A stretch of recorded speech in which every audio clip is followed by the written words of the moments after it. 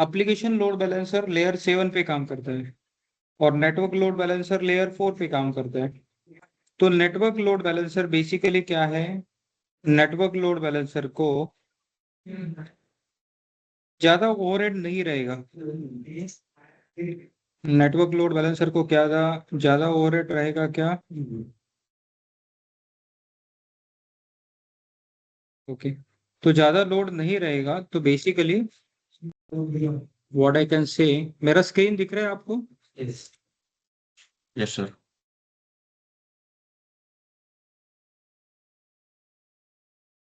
Network load balancer हम लोग देखेंगे तो नेटवर्क लोड बैलेंसर लेयर 4 पे काम करता है ना, और लोअर 4 पे काम करने के कारण उसको ज्यादा ओवरहेड नहीं रहेगा, राइट? ओवरहेड किसको रहेगा? Application load balancer. तो एप्लीकेशन लोड बैलेंसर कौन कौन सा फीचर प्रोवाइड करता है? या I will say the load balancer which is working on layer 7 layer 1 layer 7 provide following features. तो कल यही पे शायद खत्म किया था हमने ना। ओके, तो व्हाट आई विल से,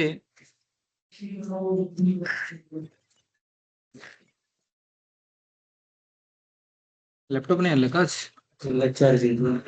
आता मग बस आहे ते, तू आता कसं बघशील?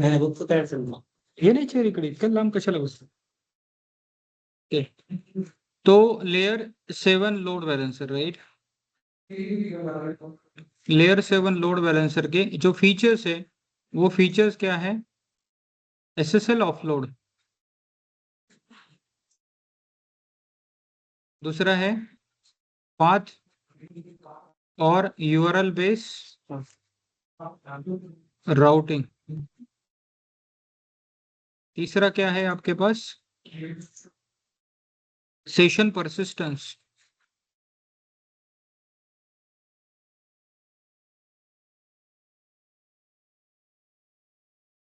एक और क्या बताया था? कुछ बताया था ना यार, एसएसएल ऑफलोड है, पाथ और एसएसएल टर्मिनेशन नहीं, एसएसएल ऑफलोड, पाथ और वेब सॉकेट सपोर्ट। क्या है? Web socket support.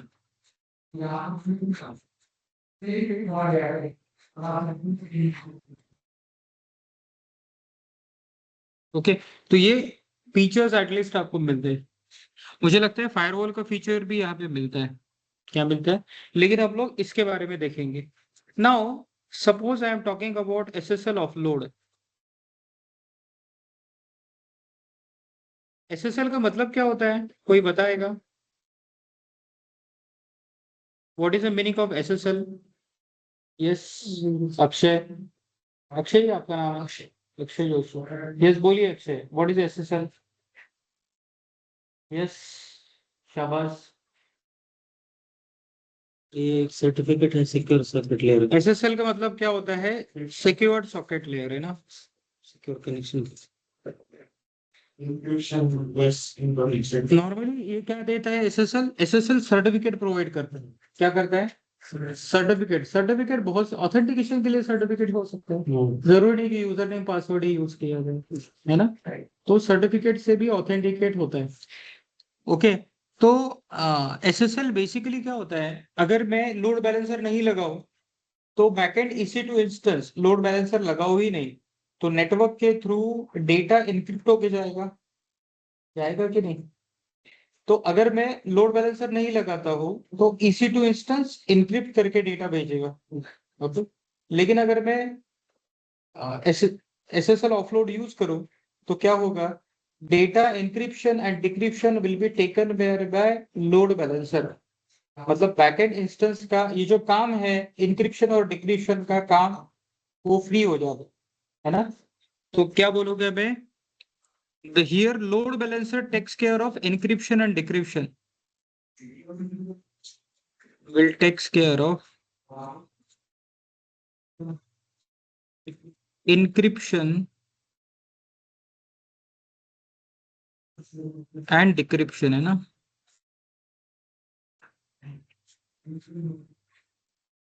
Your EC2 instance is free from this world. your EC2 instance is free from this bug.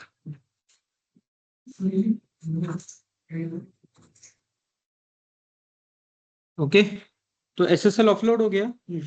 दूसरा क्या है, पाथ और URL based, sorry, session persistence देखेंगे। क्या देखेंगे? Session persistence.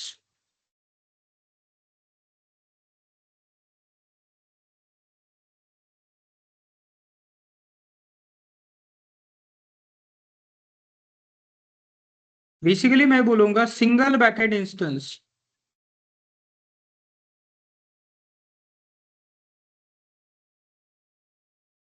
will serve user request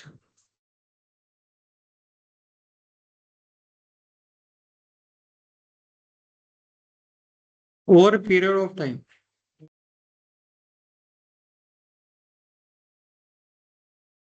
और ये क्या करता है, कुकीज बेस्ड सेशन एफिनिटी देता है। Cookies based session affinity,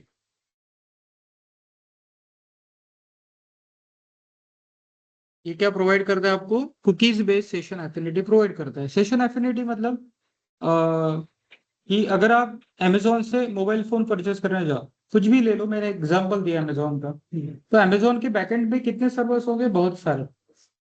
okay, लेकिन अगर यूजर अगर रिक्वेस्ट करता है, एक ही लैपटॉप से आप रिक्वेस्ट कर रहे हो ना, मतलब आपने रिक्वेस्ट किया इस लैपटॉप से, तो हो सकता है आगे का आधा एक घंटा आप उसी के फीचर सर्च करते हो, राइट? तो Amazon के सर्वर पे रिक्वेस्ट आता है एक ही क्लाइंट के साथ पास से, तो Amazon क्या करेगा? Amazon का बैकएंड का जो सर्वर है, single backend server will serve user request over a period of time. Okay, single backend instance will serve user request over a period of time. मतलब आपका जो भी एक्टिविटी हो रहा है 1-1.5 घंटे का, हो सकता है एक ही बैकएंड सर्वर रिस्पॉन्ड करे। उससे क्या होता है, यूजर एक्सपीरियंस अच्छा होता है। अगर हर 2 मिनट बाद बैकएंड का सर्वर चेंज होगा तो यूजर का एक्सपीरियंस उतना अच्छा नहीं रहेगा, राइट? तो ये होता है सेशन परसिस्टेंस। ये क्या होता है? This is called session persistence. ठीक है। तीसरा है वेब सॉकेट सपोर्ट। तीसरा है वेब सॉकेट सपोर्ट। क्या है?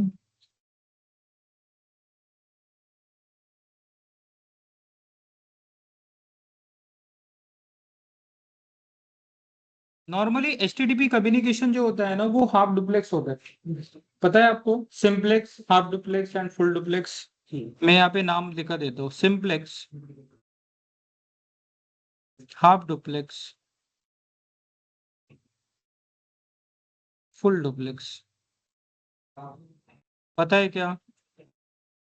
एक बार बता देता हूँ। सिंप्लेक्स का मतलब वन वे कम्युनिकेशन होता है। सिंप्लेक्स का मतलब क्या होता है? One way communication. Half duplex का मतलब क्या होता है? One way communication at a time. मतलब होगा दोनों वे, बट एट अ टाइम एक दूसरे से बात कर पाएगा, जब उसका खत्म हो जाएगा तो दूसरा बात कर पाएगा। One way communication at a time, है ना?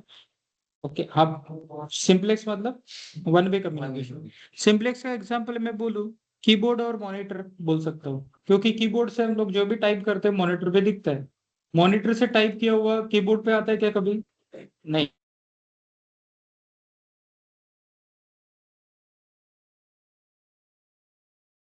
बात नहीं कर सकते। एट अ टाइम क्या हो सकता है, जिसे बात करना है वही बात करेगा और बाकी सब रिसीविंग मोड में रहेंगे, राइट? ओके, तो हाफ डुप्लेक्स मतलब one way communication at a time, right? और फुल डुप्लेक्स मतलब two way communication. Full duplex का मतलब होता है टू वे कम्युनिकेशन, जैसे मोबाइल कम्युनिकेशन, है ना, वो होता है टू फुल डुप्लेक्स। तो full duplex web socket support क्या करता है? Make half duplex communication to full duplex. ये क्या करता है? Enable make half duplex connection to full duplex, right?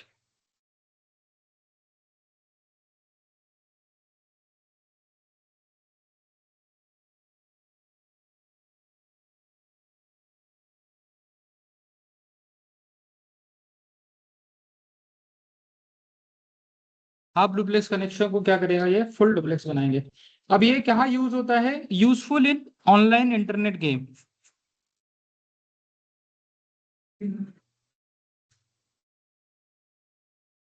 Online multi user game है ना।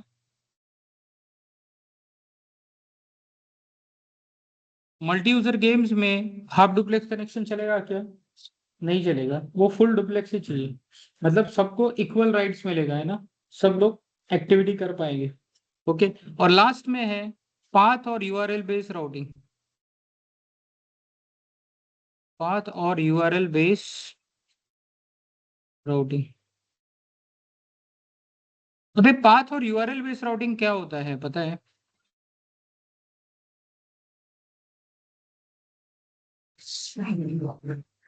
पाथ और यूआरएल बेस्ड राउटिंग बेसिकली क्या होता है?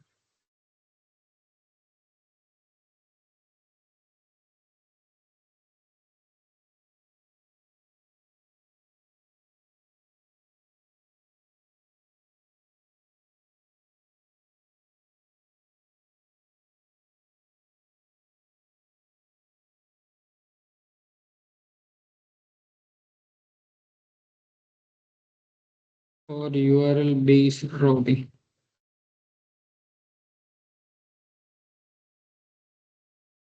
ये तो अपना ट्रॅफिक जे आहे रॉयल बेसची बॅकएंड सर्व्हरला डिफरंट सर्व्हर जे असतील त्याच्यावर काय म्हटलं? रूट करतो. URL बेस ट्रॅफिक जे आहे तिथून बॅकएंड सर्व्हरला रूट करतो. तुम्ही बोलले तर बरोबर आहे, पण त्याचा अर्थ तुम्हाला किती समजला मला नाही कळलं. फॉर एक्झाम्पल आता आपण Google.com टाकलेस तर त्या URL बेसला बॅकएंड सर्व्हर जेवढे पण अवेलेबल असतील तर त्याच्यावर तो फेच ठीक आहे, मी सांगतो तुम्हाला. दिस इज पाथ और यूआरएल बेस्ड राउटिंग. ओके. मतलब क्या होता है कि आपने अगर इस वेब पेज को ये किया, एक्सेस किया, है ना, हाँ, लेयर से लोड बैलेंसर है ना, वायरलेस एप्लीकेशन फायरवॉल भी देता है ना। मैंने 4 फीचर तो बनाया। फायरवॉल का काम क्या होता है? फिल्टरिंग होता है। फायरवॉल बेसिकली क्या होता है? Filtering. Security group is also one of the firewall. Machine का इनबिल्ट फायरवॉल वो भी एक फायरवॉल है ना। और ये जो फायरवॉल है एप्लीकेशन फायरवॉल, तो इसको क्या बोल सकते हैं हम लोग? नेटवर्क बेस्ड फायरवॉल बोल सकते हैं। क्या बोल सकते हैं? नेटवर्क बेस्ड फायरवॉल, है ना।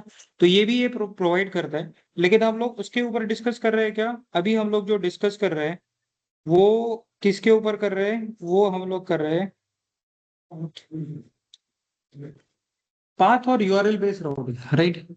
तो अगर कोई ये एक्सेस करे contoso.com, है ना, तो हो सकता है इसका डिफॉल्ट यहाँ पे क्या होता है? टारगेट ग्रुप होता है ना, तो टारगेट ग्रुप पे लैंड करे पेज, है ना।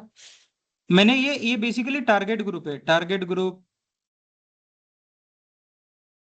ग्रुप इमेजेस है ना, और ये टारगेट ग्रुप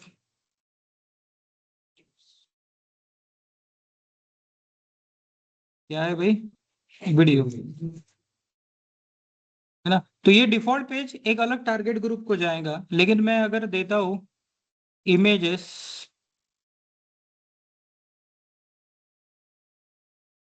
contoso.com है ना, /images, है ना, तो ये कहा जाएगा? ये आपका इस टारगेट ग्रुप के पास जाएगा। और अगर मैं contoso.com वीडियो दो, ओके, ये कहा जाएगा? बस ये इसके तरफ, है ना। तो डिफरेंट टारगेट ग्रुप क्या करेगा? रिक्वेस्ट सर्व करेगा। टारगेट ग्रुप का मतलब क्या होता है? टारगेट ग्रुप के अंदर EC2 इंस्टेंसेस रहता है या एप्लीकेशन रहता है, मल्टीपल एप्लीकेशन, जो कि ट्रैफिक यूजर रिक्वेस्ट को सर्व करता है।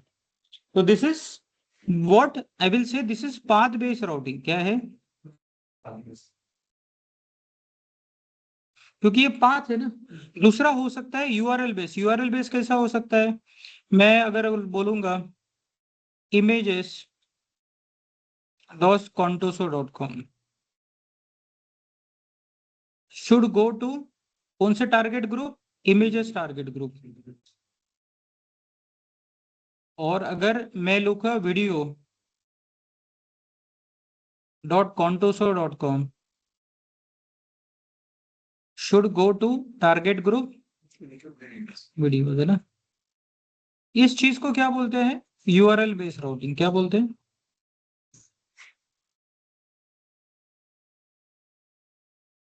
तो आप यूआरएल बेस राउटिंग भी कॉन्फ़िगर कर सकते हो, आप पाथ बेस राउटिंग भी कॉन्फ़िगर कर सकते हो।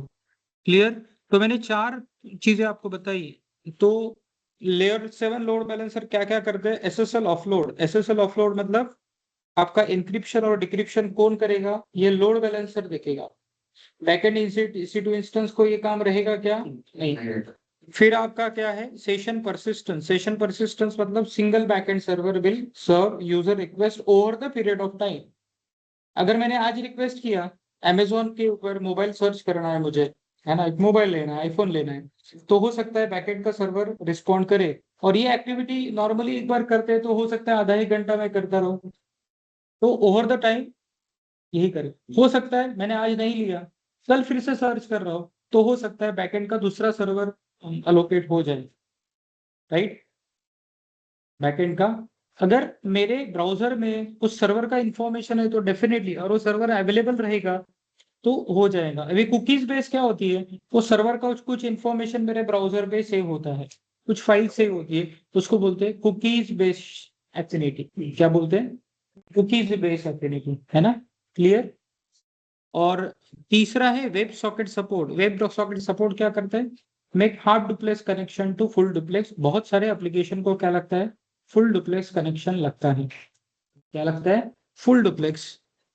नॉर्मल HTTP रिक्वेस्ट को क्या होता है? हाफ डुप्लेक्स कनेक्शन पे चलता है, कोई प्रॉब्लम नहीं आता है ना, पता भी नहीं चलता है। लेकिन अगर मैं एग्जांपल दूं ऑनलाइन मल्टी यूजर गेम्स, तो यहाँ पे क्या लगेगा? फुल डुप्लेक्स कनेक्शन लगेगा। तीसरा चौथा है पाथ और यूआरएल बेस राउटिंग। तो मैंने आपको ये बता दिया, आपको मैंने बता दिया। अब देखिए, टू परफॉर्म दिस प्रैक्टिकल, हमको क्या करना है? We wanted to perform the practical of load balancer, right.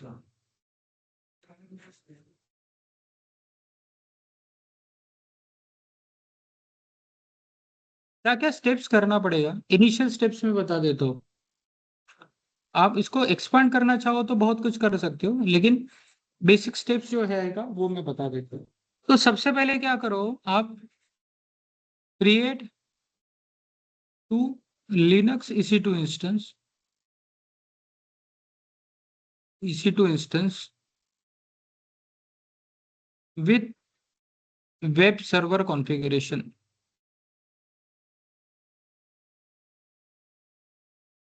अब वेब सर्वर कौन सा कर सकते हो आप? कौन कौन से वेब सर्वर एनवायरनमेंट क्रिएट कर सकते हैं हम लोग? कौन कौन से वेब सर्वर एनवायरनमेंट क्रिएट कर सकते हैं? बोलो ना यार। Apache HTTPD। दूसरा एनजीनिक्स भी कॉन्फ़िगर कर सकते हैं, लेकिन अभी तक हमने क्या देखा? हमने एनजीनिक्स ही देखा, सॉरी अपाची, है ना। तो अभी भी अपाची ही देखेंगे, लेकिन एनजीनिक्स एज अ वेब सर्वर हम लोग कॉन्फ़िगर कर सकते हैं। एनजीनिक्स यूज करेंगे तो समवॉट एडिशनल फंक्शनलिटी मिलेगा। अपाची पहले आया, एनजीनिक्स बाद में आया, तो एनजीनिक्स में आपको एडिशनल फंक्शनलिटी मिलेगा, है ना। बेसिकली वो रिवर्स प्रॉक्सी वगैरह भी देता है। कौन? एनजीनिक्स। अपाची देता है क्यों नहीं? बट एट द मोमेंट मुझे एडिशनल फीचर की जरूरत ही नहीं है। मुझे क्या यूज करना है? मुझे बेसिक वेब सर्वर चाहिए, और वेब सर्वर में हम क्या करेंगे? Apache web server. तो कितने करना है? 2 EC2 इंस्टेंसेस। और प्रोडक्शन के ऊपर, प्रोडक्शन में हम लोग जितने सारे बैकएंड इंस्टेंस लगाएंगे उसके ऊपर क्या रहेगा? सेम वेब पेज रहेगा या सेम एप्लीकेशन रहेगा। क्योंकि हम लोग क्या चाहते हैं? High availability. हम लोग क्या चाहते हैं? High availability. मतलब अगर आप लोड बैलेंसर को एक्सेस करोगे तो बैकएंड में एक इंस्टेंस नहीं रहेगा, मल्टीपल EC2 इंस्टेंस रहेंगे। अगर सिंगल EC2 इंस्टेंस के का एप्लीकेशन एक्सेस करना है तो लोड बैलेंसर का जरूरत ही नहीं है। ओके, मैं चाहता हूँ मेरा एप्लीकेशन मल्टीपल सर्वर प्रोवाइड करे। ओके, अब ये मल्टीपल सर्वर का एप्लीकेशन कैसे एक्सेस करेंगे, तो बीच में लोड बैलेंसर दे देंगे। लोड बैलेंसर क्या करेगा, लोड को मैनेज करेगा और फेल ओवर भी मैनेज करेगा, राइट। तो बैकएंड इंस्टेंस कितना रहेगा, मिनिमम हमको 2 देना पड़ेगा। आप 2 से ज्यादा देना चाहते हो तो कोई प्रॉब्लम नहीं, आप दे सकते हो। आप क्या कर सकते हो, आप दे सकते हो, बराबर। अब देखो, प्रोडक्शन में तो सेम वेबसाइट रहेगा, लेकिन मैं टेस्टिंग के लिए क्या करूंगा, डिफरेंट वेबसाइट कॉन्फ़िगर करूंगा। क्या करूंगा, डिफरेंट वेबसाइट में कॉन्फ़िगर करूंगा। मतलब यहाँ पे हमने नीचे लिख देता,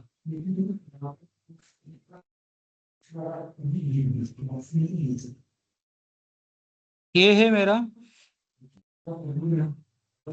वेब 1 और वेब 2। यहाँ पे index.html डालेंगे और यहाँ पे भी index.html कॉन्फ़िगर करेंगे। अब अगर आपने index.html कॉन्फ़िगर किया, दोनों का URL एक्सेस होगा, दोनों का वेब पेज एक्सेस होगा using the instance IP address, ठीक है। और दूसरा क्या देखेंगे, try to access web page on servers.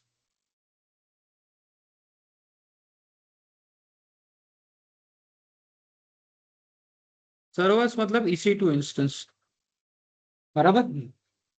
तो दोनों सर्वर का वेब पेज आप एक्सेस करके देखेंगे, तो वेब 1 का वेब पेज भी एक्सेस करके देखेंगे और वेब 2 का भी वेब पेज आप एक्सेस करके देखेंगे। Now what he will do, इसका जो सिक्योरिटी ग्रुप रहेगा दोनों इंस्टेंस का,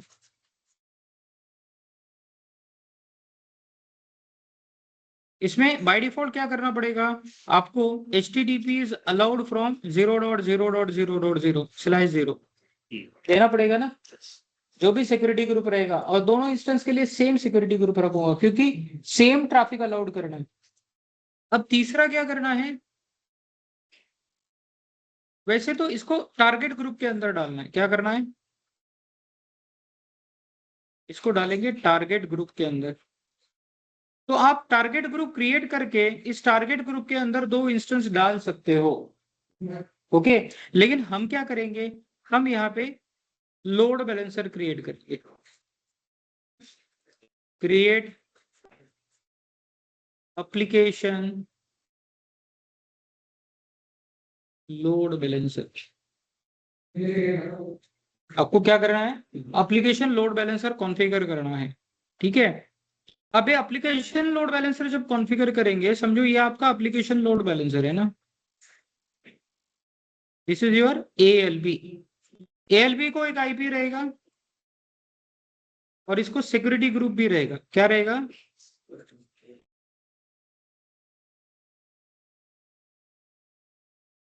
इसमें भी क्या करेंगे, HTTP अलाउड फ्रॉम, बराबर। और ये लोड बैलेंसर, ये सॉरी टारगेट ग्रुप कहाँ अटैच करेंगे, लोड बैलेंसर के अंदर, okay. Attach target group in load balancer, है ना।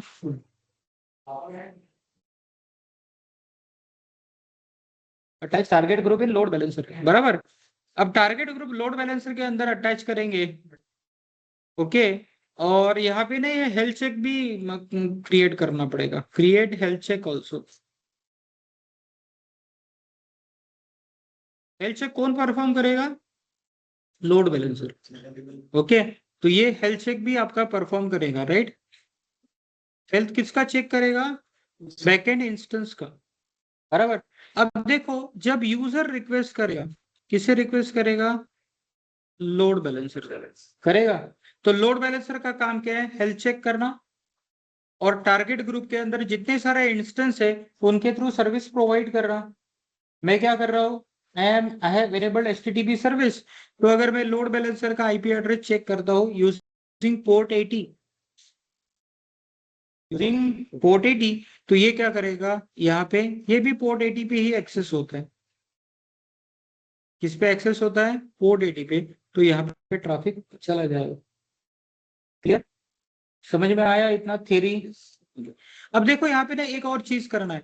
अभी क्या हो रहा है कि अगर मैं लोड बैलेंसर को एक्सेस करता हूँ तो मेरा backend EC2 instance application open करेगा, और अगर मैं EC2 इंस्टेंस को डायरेक्टली ये करूँ, ओपन करूँ इसका वेब पेज, तो भी यहाँ पे क्या है, the HTTP should be accessed from 0.0.0.0, तो उसका भी एप्लीकेशन वो भी एक्सेस हो जाएगा। लेकिन अभी होना क्या चाहिए कि EC2 इंस्टेंस ने ट्रैफिक एक्सेप्ट करना चाहिए पोर्ट 80 के ऊपर लोड बैलेंसर के सिक्योरिटी ग्रुप के थ्रू। मतलब अगर कोई यूजर लोड बैलेंसर को एक्सेस करेगा तो ही वेब पेज देखेगा, डायरेक्टली EC2 इंस्टेंस को नहीं होगा ना। तो यहाँ पे थोड़ा सा चेंज आपको करना पड़ेगा। बाद में मैं क्या कर दूंगा यहाँ पे HTTHGALB, ALB मतलब एप्लीकेशन लोड बैलेंसर, ये HGALB। Okay, this is the configuration of load balancer, है ना। ये क्या है? Load balancer. समझ में आया श्री राम? चलो करके दिखाओ। ऑनलाइन स्टूडेंट्स को कोई डाउट? अशरफ?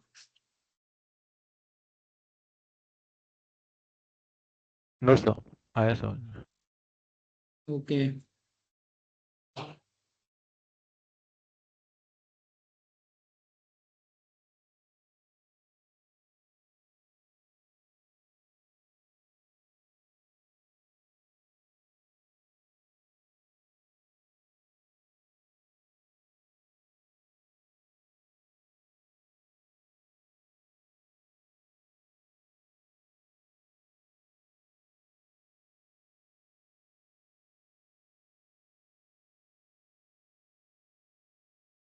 चलो पहले दो बैकएंड इंस्टेंस क्रिएट कर दे और उस बैकएंड इंस्टेंस पे वेब पेज कॉन्फ़िगर कर दे, और दोनों के लिए सेम सिक्योरिटी ग्रुप हम लोग असाइन करेंगे।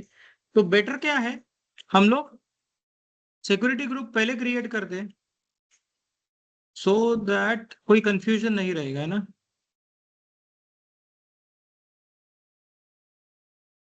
तो व्हाट शुड बी aws.amazon.com, है ना।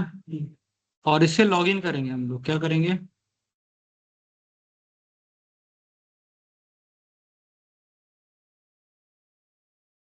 क्या है? एडमिन।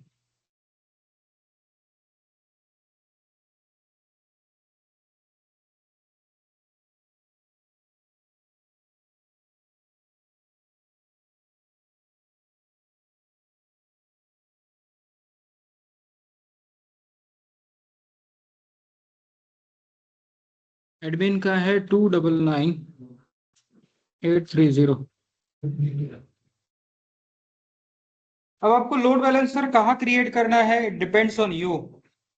तो सबसे पहले आपको रीजन सिलेक्ट करना पड़ेगा। तो मैंने पहले भी बताया था, जो भी इंफ्रास्ट्रक्चर टेस्टिंग के लिए क्रिएट करना है एक ही रीजन में करोगा। अननेसेसरी 10 रीजन में क्रिएट करके रखोगे और गलती से तो पता नहीं रहेगा कि कौन सा सर्विस किस रीजन में है, तो बिल ज्यादा शूट हो सकता है। तो अभी यहाँ क्या करेंगे हम लोग, ये नॉर्थ वर्जीनिया तो नॉर्थ वर्जीनिया, और नहीं तो नॉर्मली मुंबई में मैं क्रिएट करता हूँ तो वहां भी क्रिएट करूंगा। लेकिन एक प्रैक्टिस रखो आपके लिए, बिलिंग एंड कॉस्ट मैनेजमेंट में जाके रोज चेक करना कितना बिल आओ। ओके, एटलीस्ट लो एक बार तो भी AWS पोर्टल के ऊपर लॉग इन करो, राइट। तो ये बता रहा है 1.56, ठीक है, महीना खत्म होते आ रहा है अभी, है ना। तो $2 मतलब इज नथिंग फॉर मी। मतलब आई एम एक्सपेक्टिंग कि $10 तक आ जाए, है ना। ऑफिस दे देगा मेरे को, कोई प्रॉब्लम नहीं। उससे ज्यादा जाएगा तो जरूरत नहीं, है ना। तो $2 ठीक है, कोई प्रॉब्लम नहीं है। तो आप भी अपना बजट सेट करके उसको रिव्यू कर सकते हैं ना। $4-5 आपको पता है आपने कितनी सर्विसेज यूज की, उस हिसाब से आप पैसा खर्च कर सकते हो। तो दूसरा क्या करेंगे हम लोग, EC2 इंस्टेंस क्रिएट करेंगे। नहीं, EC2 इंस्टेंस से मैं सिक्योरिटी ग्रुप क्रिएट कर दूं। क्या करता हूँ, EC2 में ही जाना पड़ेगा ना। तो वैसे तो बहुत सारे सिक्योरिटी ग्रुप मेरे पास होने ही चाहिए, बट दीज आर जरूरत की नहीं है। जैसे की पेयर है, की पेयर क्या करूंगा मैं, डिलीट कर दूंगा ना, क्या काम है क्या।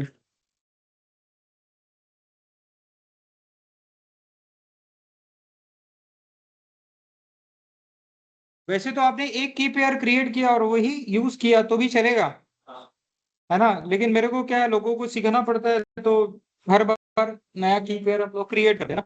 और जब आप क्रिएट करेंगे तो आप क्या करो, यहाँ से डिलीट करेंगे तो ये डाउनलोड्स में भी डॉट पेम नाम का जितना सारा की है यहाँ पे दिखेगा नहीं क्या, डाउनलोड्स के अंदर डॉट पेम जितना भी की है सब डिलीट कर देंगे ना।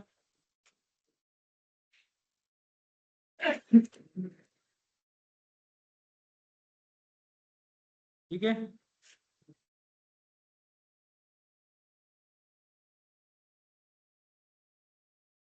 ये भी डिलीट कर देंगे ना, क्योंकि बाय डिफॉल्ट डाउनलोड्स के अंदर ही मेरा की पेयर की डाउनलोड होता है ना।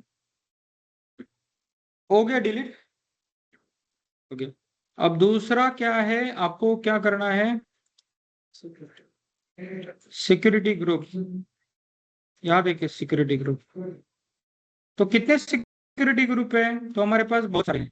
लेकिन यहाँ पे और एक चीज याद रखना, this is a default security group. Default security group associated with the VPC, default VPC. हम लोग क्या कर रहे हैं, हम लोग एनवायरनमेंट क्रिएट कर रहे हैं डिफॉल्ट वीपीसी में।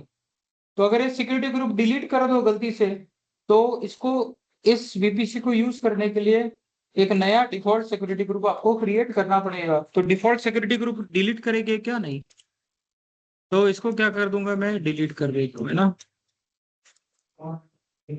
तो एक काम करो क्या, मैं ना दो सिक्योरिटी ग्रुप क्रिएट करता हूँ। एक करूंगा HGALB, that is for load balancer, और दूसरा करेंगे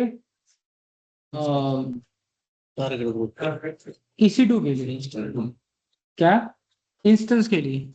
तो यहाँ पे देखिए,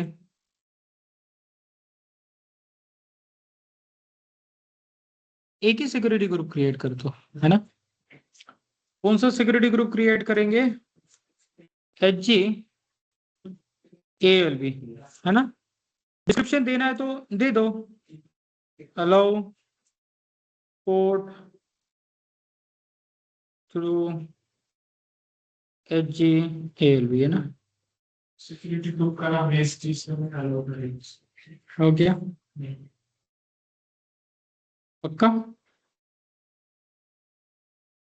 ट्राई कर दो।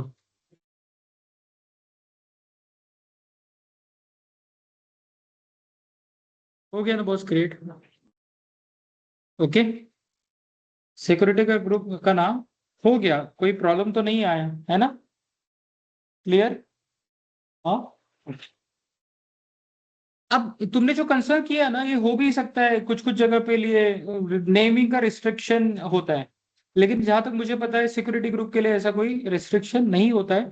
अभी मैंने उसके अंदर जाके घुस के देखा नहीं, लेकिन बहुत बार क्रिएट किया है, तो शायद ये ऐसा लगता है कि हो चुका है ना। तो अब यहाँ पे क्या करेंगे ना, पोर्ट अलाउ करेंगे। कौन सा पोर्ट अलाउ करना है, HTTP, और किसके थ्रू, इसके थ्रू कर दो से। Now the security group for load balancer gets created. अब दूसरा क्या करना है, दूसरा हम लोग EC2 क्रिएट करेंगे। अब EC2 instance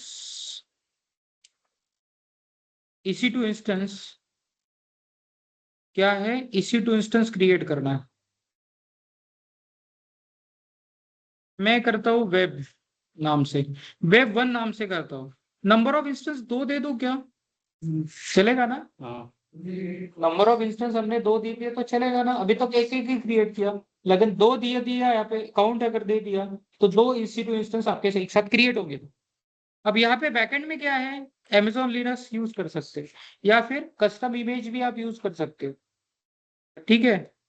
T3.micro free tier रिलीजेबल है, चलेगा। की पेयर अभी हमने सब डिलीट कर दिया है, तो नया की पेयर क्रिएट करना पड़ेगा, वो बोलेंगे वेब सर्वर। या वे भी लेते हैं, क्या लेते हैं? ओके, तो की पेयर क्रिएट हो गया। नेटवर्क कौन सा यूज करना है? डिफॉल्ट। नेटवर्क कौन सा यूज करना है? डिफॉल्ट। ये लॉन्च विजार्ड 1 इस सिक्योरिटी ग्रुप किसके साथ अटैच हो रहा है? EC2 इंस्टेंस के साथ। तो दोनों EC2 इंस्टेंस के साथ ये सिक्योरिटी ग्रुप अटैच हो जाएगा। Launch wizard 1 by default SSH traffic is allowed, लेकिन हमको क्या चाहिए? हमको HTTP ट्रैफिक भी अलाउ चाहिए। अब बाद में सिक्योरिटी ग्रुप के अंदर मॉडिफाई करो या फिर अभी दो तो भी चलेगा। क्लियर? ओके। वॉल्यूम 8 GB का, ज्यादा की जरूरत है क्या? जी। और मैं एडवांस में जाऊंगा, और एडवांस में क्या करूंगा? मैं यूजर डेटा कॉन्फ़िगर करता हूं, चलेगा? यूजर डेटा क्या होता है? यूजर डेटा मतलब स्टार्टअप स्क्रिप्ट होता है। मतलब जब मेरा सर्वर इंस्टॉल हो रहा है उस समय पे ये स्क्रिप्ट उसके अंदर रन करे, तो मैं जो वेब सर्वर क्रिएट कर रहा हूँ उसका जो स्क्रिप्ट है यहाँ पे दे देता हूँ, है ना? तो वेब सर्वर स्टार्ट्स। हाँ, वेब सर्वर के लिए जो स्क्रिप्ट दिया तो वेब सर्वर क्रिएट होगा। मतलब इंस्टेंस क्रिएट होने के बाद मुझे वेब सर्वर कॉन्फ़िगर नहीं करना पड़ेगा, ऐसा मैं बोलना चाहता हूँ, है ना? यूजर डेटा स्क्रिप्ट मतलब जैसे नॉर्मल ऑर्गेनाइजेशन में नहीं, क्या कोई सर्वर आप क्रिएट कर रहे हो और आपको पता है इसके ऊपर ये फंक्शनलिटी चाहिए, तो वो फंक्शनलिटी का कॉन्फ़िगरेशन आप जब उसको इंस्टॉल कर रहे हो तभी आप दे देते हो, तो वो इंस्टॉलेशन के मतलब वो फंक्शनलिटी के साथ सर्वर क्रिएट होगा ना, राइट? तो दिस इज यूजर डेटा। तो मैं क्या करता हूँ ना यहाँ पे, वैसे तो मैं टाइप भी कर सकता हूँ, लेकिन यूजर डेटा स्क्रिप्ट सर्च करेंगे ना, script for EC2 Amazon Linux, है ना?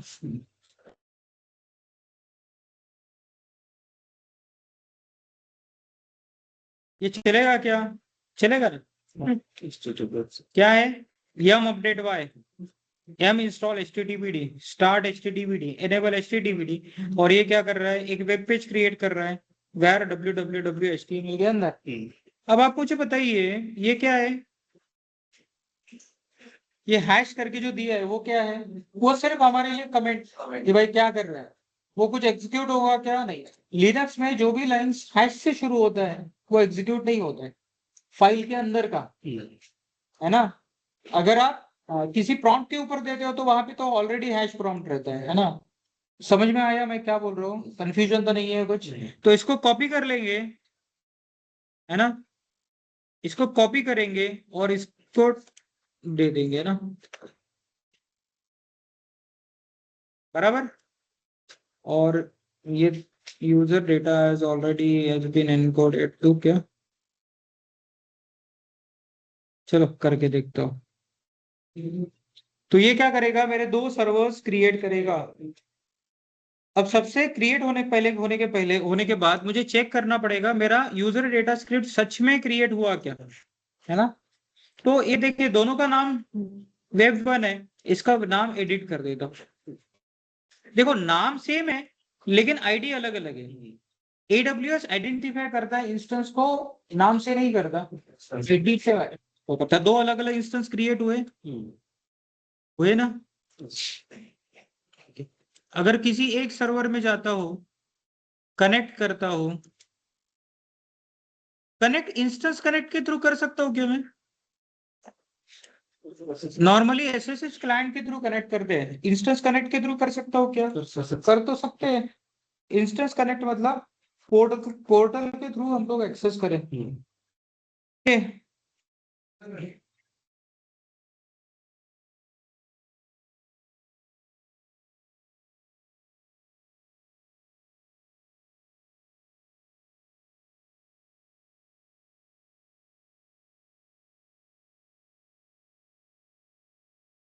हो गया ना index.html, मतलब दोनों सर्वर के ऊपर क्रिएट हो गया ऐसा मैं समझूंगा।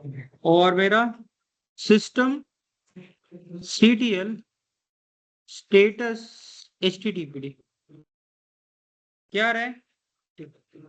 ये लोडेड है और एक्टिव है, मतलब सर्विस भी काम कर रही है ना? तो अगर सर्विस काम कर रहा है तो दोनों इंस्टेंस के ऊपर के वेब पेजेस आपको एक्सेसिबल रहेंगे।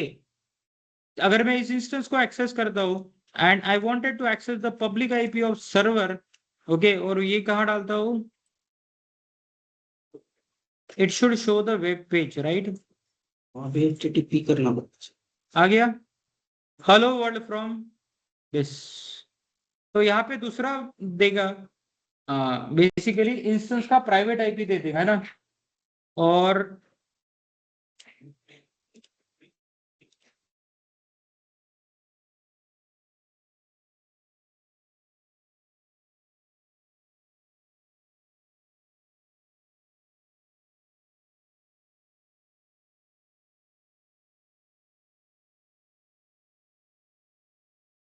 यहाँ भी आ गया ना 6.23, ये 2.81, मतलब हम जो एक्सपेक्टेड थे, हमने जो एक्सपेक्ट किया था कि दोनों सर्वर का वेब पेज अलग अलग रहे, वो मिल गया, मिल गया, शाबाश, बराबर। तो दोनों, और इसके लिए कौन काम कर रहा है, इसके लिए जो काम कर रहा है वो सिक्योरिटी ग्रुप कौन सा काम कर रहा है, कहाँ चला गया रे, सिक्योरिटी ग्रुप जो काम कर रहा है वो है लॉन्च विजार्ड 1। लॉन्च विजार्ड 1 में ये लॉन्च विजार्ड 1, और लॉन्च विजार्ड 1 में हम लोग क्या है, हमने HTTP अलाउ किया है किसके थ्रू, 0.0.0.0। अब हमको क्या करना पड़ेगा, लोड बैलेंसर क्रिएट करना पड़ेगा, क्या करना पड़ेगा, लोड बैलेंसर। तो लोड बैलेंसिंग यहाँ पे है, लोड बैलेंसर, तो करो लोड बैलेंसर क्रिएट। सबसे पहले क्रिएट करेंगे एप्लीकेशन लोड बैलेंसर। तो क्रिएट एप्लीकेशन, अरे यार क्या हो गया, कुछ आया क्या इफेक्ट, चल रहा है ना, ठीक है। अरे कहाँ गया,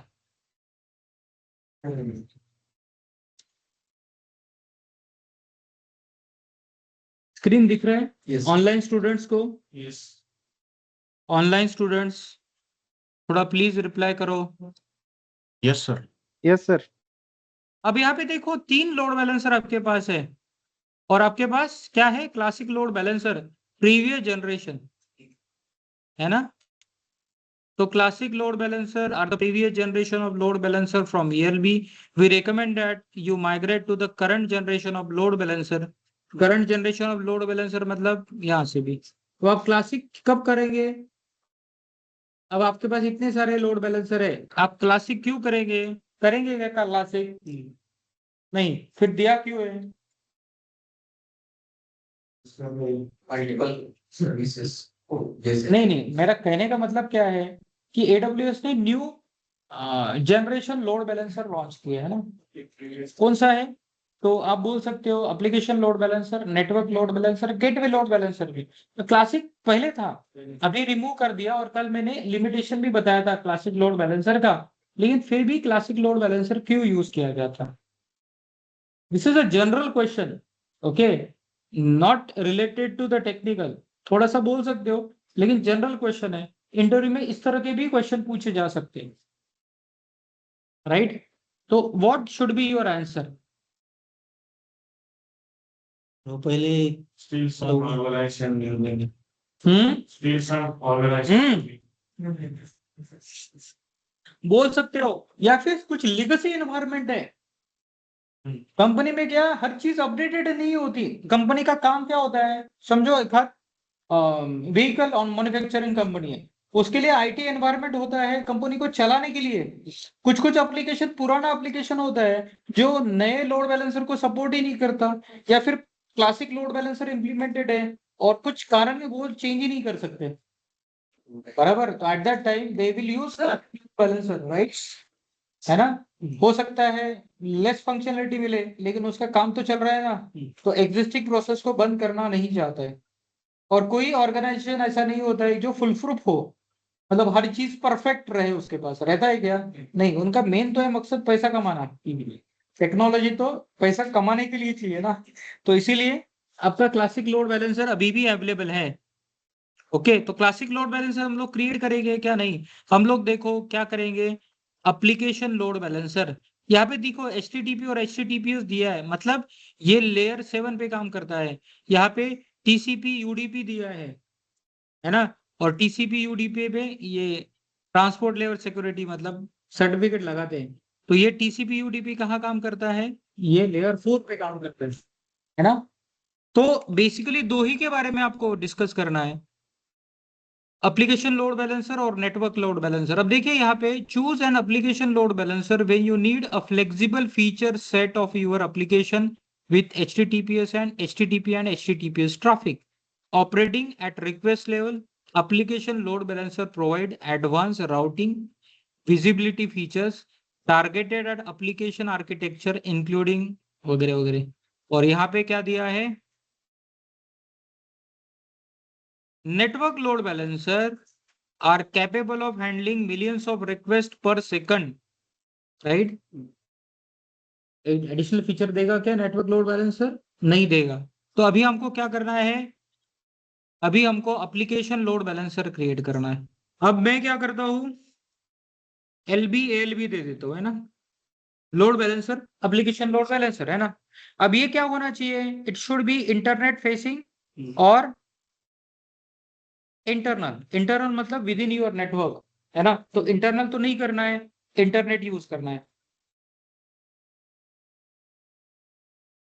यहाँ पे देखिए 2-3 चीजें दी है, IPv4 दिया है, ड्यूअल स्टैक दिया है। ड्यूअल स्टैक मतलब IPv4 और IPv6 के लिए सपोर्ट करेंगे, लेकिन अभी आपको IPv6 पता है क्या, मोस्ट ऑफ द लोगों को नहीं पता। और इतना कॉम्प्लिकेटेड इंफ्रास्ट्रक्चर हमको क्रिएट भी नहीं करना है ना, आईपी का कॉम्प्लिकेशन।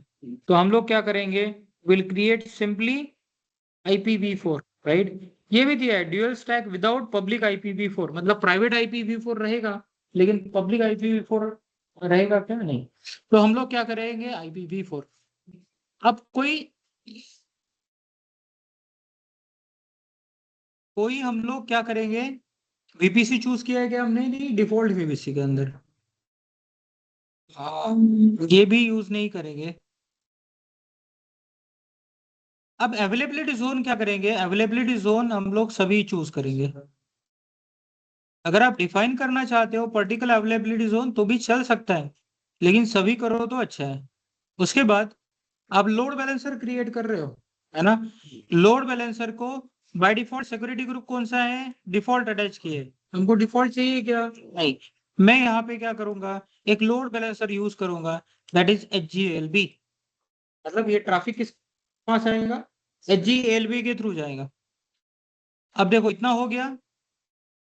यहाँ पे देखिए, यहाँ पे क्या दिखा रहा है, ट्रैफिक लिसनर कॉन्फ़िगरेशन है। लिसनर मतलब किस पोर्ट के ऊपर ट्रैफिक आ रहा है, तो HTTP के ऊपर ट्रैफिक आ रहा है जो पोर्ट 80 है, पोर्ट 80 है। अब ये क्या करता है, 2-3 चीजें देते हैं, forward to target group. Target group मतलब जहाँ पे इंस्टेंस का कलेक्शन है। अगर मैं किसी दूसरे URL को रिडायरेक्ट करना चाहूँ तो कर सकता हूँ।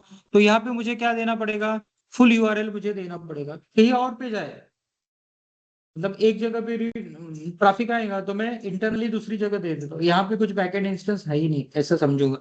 या फिर फिक्स रिस्पॉन्स देना चाहो तो भी आप दे सकते हो, लेकिन हमको क्या करना है, we wanted to forward traffic to target group.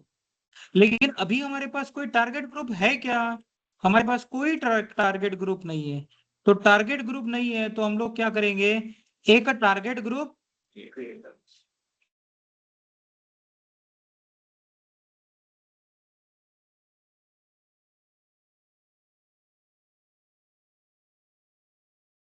यहाँ पे देखो क्रिएट टारगेट ग्रुप है ना, तो एक टारगेट ग्रुप क्रिएट करेंगे, है ना।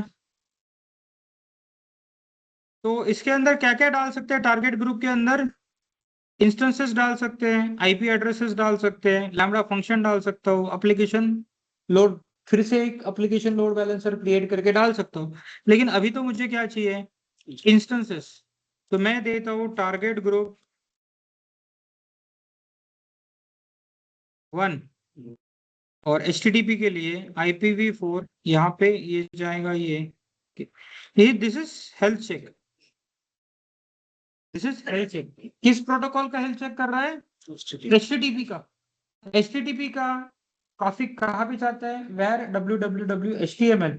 तो ये जो बता रहा है ना, ये बता रहा है कि भाई ये मतलब वेर www HTML के अंदर चेक करो, इसके अंदर वेर किसी भी इंस्टेंस के अंदर एडवांस हेल्थ चेक नहीं, हमको नहीं करना है ना। एक मिनट है।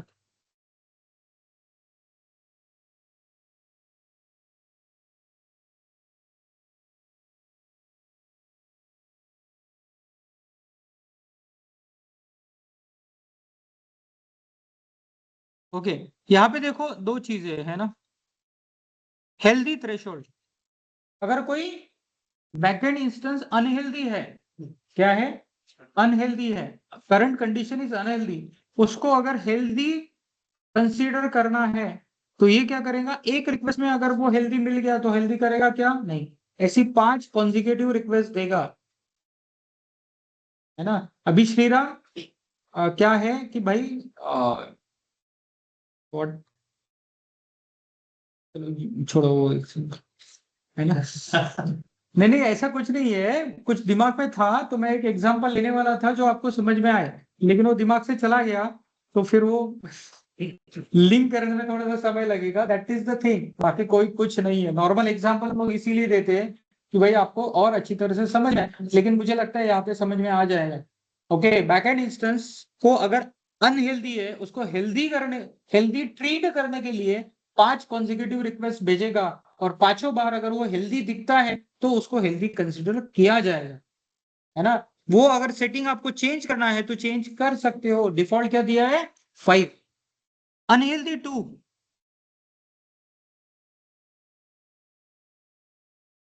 ओके, अनहेल्दी क्या है?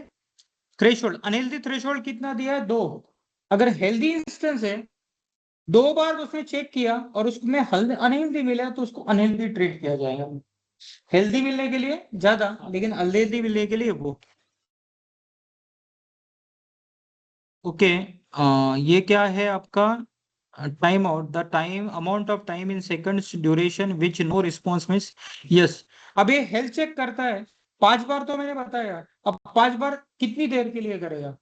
मतलब अगर पिंग किया किसी इंस्टेंस को 5 सेकंड तक करेगा, यहाँ पे दिया ना 5 सेकंड, एक इंटरवल 5 सेकंड तक, दूसरा इंटरवल 5 सेकंड तक, तीसरा इंटरवल 5 सेकंड तक, है ना। और यहाँ पे दिया है इंटरवल 30 सेकंड। मतलब एक हेल्थ एक बार चेक किया, उसके बाद 30 सेकंड बाद फिर से चेक करेगा। ओके, अब ये सेटिंग अगर आपको चेंज करना है अकॉर्डिंग टू यू, तो आप यहां से चेंज कर सकते हो, और इसका लिमिट भी यहाँ पे दिया है ना। और नीचे क्या दिया है? 200 एरर कोड। 200 का मतलब होता है अगर कोड रिस्पॉन्स आता है 200, मतलब ये ठीक से काम कर रहा है ना। ओके, तो आपने क्या किया? हेल्थ चेक ये क्रिएट किया क्या? यस, कर दो। ओके, अब टारगेट ग्रुप के अंदर इंस्टेंस ऐड करना है। ओके, ये 2 इंस्टेंस दिख रहे हैं बाय डिफॉल्ट। मैं इसको क्या करता हूं? इंक्लूड एज पेंडिंग, और इसे क्या करेंगे? नेक्स्ट करेंगे, क्रिएट अ टारगेट ग्रुप। तो मेरा टारगेट ग्रुप क्रिएट हो गया, उसके अंदर दो इंस्टेंस दिख रहे हैं।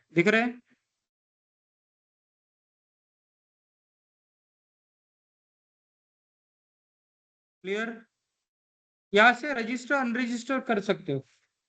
During creation of target group भी हो सकता है, बाद में भी टारगेट ग्रुप के अंदर एडिशनल इंस्टेंस रजिस्टर करना है, अनरजिस्टर करना है तो भी कर सकते हो। अभी कितने हैं हमारे पास? 2।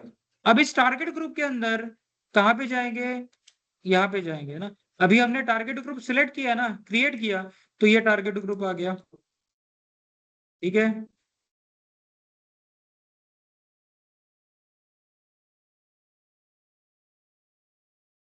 Now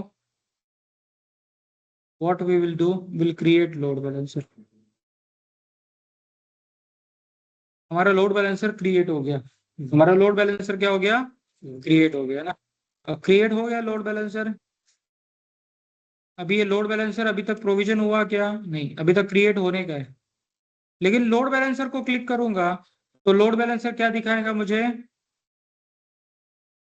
this is a load balancer ARN। Okay, और ये कहाँ पे जा रहा है? टारगेट ग्रुप 1 पे, है ना? और टारगेट ग्रुप 1 को क्लिक करता हूं तो उसके अंदर क्या देगा? 2 इंस्टेंसेस दिखाएगा। क्या दिखाएगा? For instance. 2 इंस्टेंसेस, है ना? तो हम क्या करेंगे? लोड बैलेंसर को चेक करेंगे, है ना? Where is your load balancer? This. अभी तक प्रोविजन हुआ क्या? नहीं। तो लोड बैलेंसर प्रोविजन नहीं हुआ, तो जब तक प्रोविजन नहीं होता है तब तक, प्रोविजन मतलब क्रिएट होना बचा है, बैकएंड में काम करता है।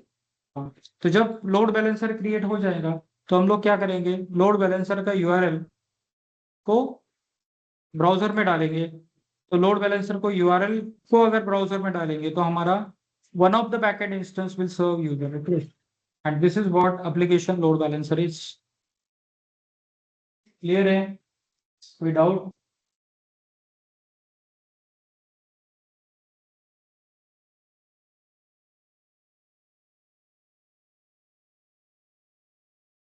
टाइम लेतेगा बनने में। थोड़ा सा। AWS का सबसे अच्छा चीज क्या है? सर्विसेज बहुत जल्दी डिप्लॉय होती है। वही अगर अजूर के साथ बाय जाओ ना, तो अजूर में प्रॉब्लम क्या आता है? अजूर इंडस्ट्री में यूज किया जाता है, ओके, बट पोर्टल उतना अच्छा नहीं लगता है, मुझे तो नहीं लगता है, ओके। और सर्विसेज को क्रिएट करना है ना, तो हर बार कुछ ना कुछ चेंज कर देते हैं बैकएंड से। मतलब उनका जो क्लाउड है वो उतना स्टेबल नहीं है फिलहाल। वो स्टेबल करने के चक्कर में सर्विस का कॉन्फ़िगरेशन हमेशा चेंज कर देते हैं। मतलब अगर 6 महीने बाद मैं अगर कोई पढ़ा रहा हूँ तो सर्विस सिखाने के लिए मुझे बैकएंड में क्या चीजें चेंज है वो देखना पड़ता है। जो AWS के साथ नॉर्मली ऐसा नहीं है, चीजें स्टेबल है, ओके। क्लियर है क्या जो मैंने पूछा बताया? एक्टिव हो गया ना? तो लोड बैलेंसर आपका एक्टिव हो गया। ये इंटरनेट फेसिंग है, एप्लीकेशन लोड बैलेंसर है, IPv4 को सपोर्ट करता है, और क्या है? यस, टारगेट ग्रुप में आप चले जाओ। टारगेट ग्रुप में आपके पास 2 हिंदी इंस्टेंस है। अब आप बोलेंगे इतना समय क्यों लगता है? तो आपको मैंने हेल्थ चेक बताया था, है ना? अगर किसी इंस्टेंस को हेल्दी कंसिडर करना है तो 5 कंसेक्यूटिव रिक्वेस्ट करता है पर 30 सेकंड बाद। जब तक इंस्टेंस हेल्दी होगी नहीं तब तक कैसा कॉन्फ़िगर होगा ना?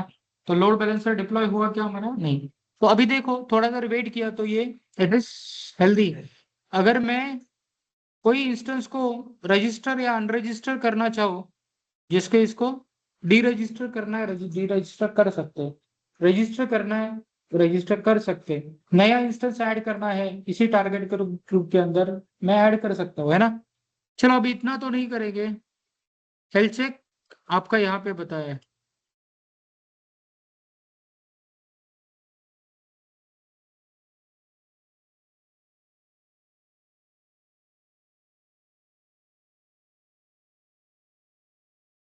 यहाँ पे देखो, ट्रैफिक कॉन्फ़िगरेशन, इंस्टेंस के पास ट्रैफिक कितना जाना चाहिए? बाय डिफॉल्ट जाता है राउंड रॉबिन हिसाब से। बाय डिफॉल्ट जाता है राउंड रॉबिन। राउंड रॉबिन मतलब एक रिक्वेस्ट इसके पास, दूसरा रिक्वेस्ट दूसरे के पास, है ना? इवन नंबर ऑफ रिक्वेस्ट एक सर्वर पे जाएगा, ऑड नंबर ऑफ रिक्वेस्ट दूसरे के पास जाएगा। 3 सर्वर रहेगा तो 1 2 3 फॉर्मेट जाएगा, है ना? तो मेरे पास यहाँ पे ना ये भी दिया है, जैसे least outstanding request route request to the target group with the lowest number of progress task, okay. तो लिस्ट आउटस्टैंडिंग रिक्वेस्ट मतलब ये देखेगा बैकएंड में कौन सा इंस्टेंस फ्री है, उस हिसाब से जाएगा। क्योंकि क्या होता है, कभी कौन सा रिक्वेस्ट आता है, उसके लिए बैकएंड इंस्टेंस काफी देर तक बिजी होता है। तो अगर राउंड रॉबिन जाएगा तो हो सकता है एक ही इंस्टेंस के पास बहुत सारा रिक्वेस्ट चला जाए, दूसरे के पास कम हो जाए, है ना? तो आई कैन यूज दिस और I can use this also, weighted. Weighted मतलब we can put the weight on it, 80% इसके पास जाए, 20% इसके पास जाए, लेकिन अभी छोड़ो, इतना नहीं करना है हमको। और हमको क्या करना है, हमको चेक करना है लोड बैलेंसर, राइट। तो मैं यहाँ पे लोड बैलेंसर में चला जाता हूँ। तो what is the IP address of load balancer? तो लोड बैलेंसर का ये डीएनएस नेम है ना। तो डीएनएस नेम हम लोग कहाँ डालेंगे? डीएनएस नेम डालेंगे यहाँ पे।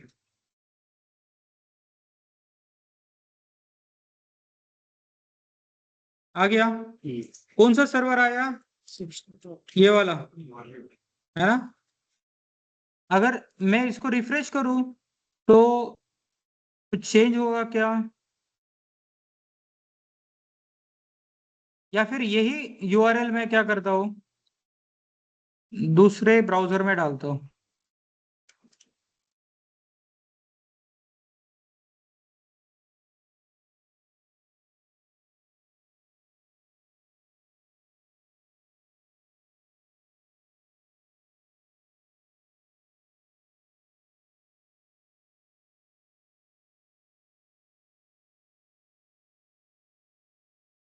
चेंज हुआ क्या आईपी एड्रेस?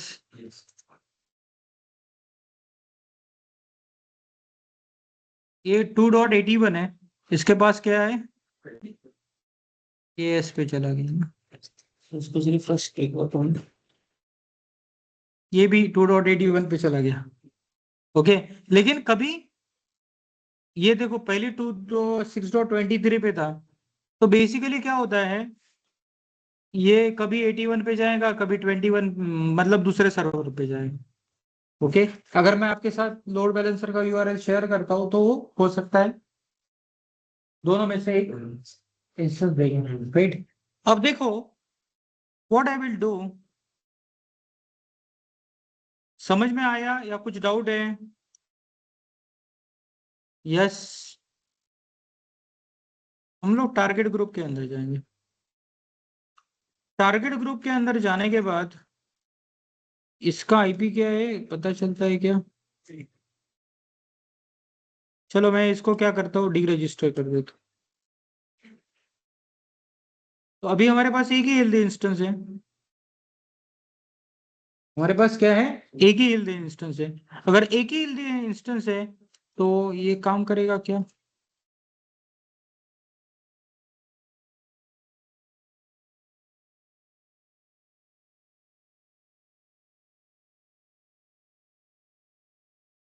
मैं ब्राउजर क्यों चेंज कर रहा हूँ कि उसके कैशे में कुछ हो तो।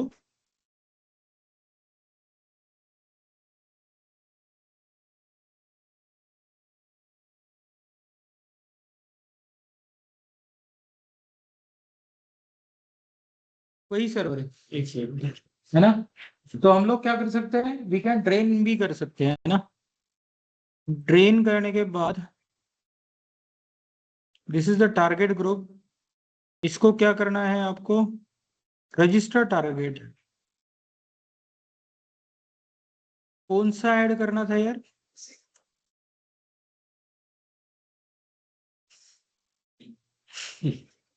प्रॉब्लम है ना अभी? डबल तो ऐड नहीं होगा। नहीं, वो वाला नीचे वाला, इंक्लूड एज पेंडिंग बिलो, और इसको क्या करेंगे, रजिस्टर पेंडिंग टास्क। तो यहाँ पे देखो इनिशियलाइजेशन फेज में चला गया, दूसरा भी हेल्दी हो गया है ना।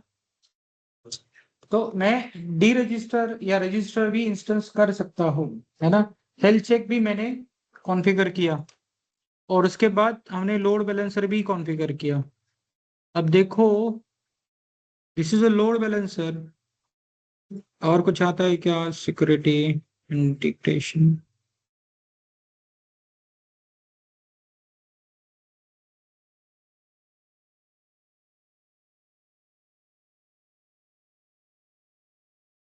क्लियर है?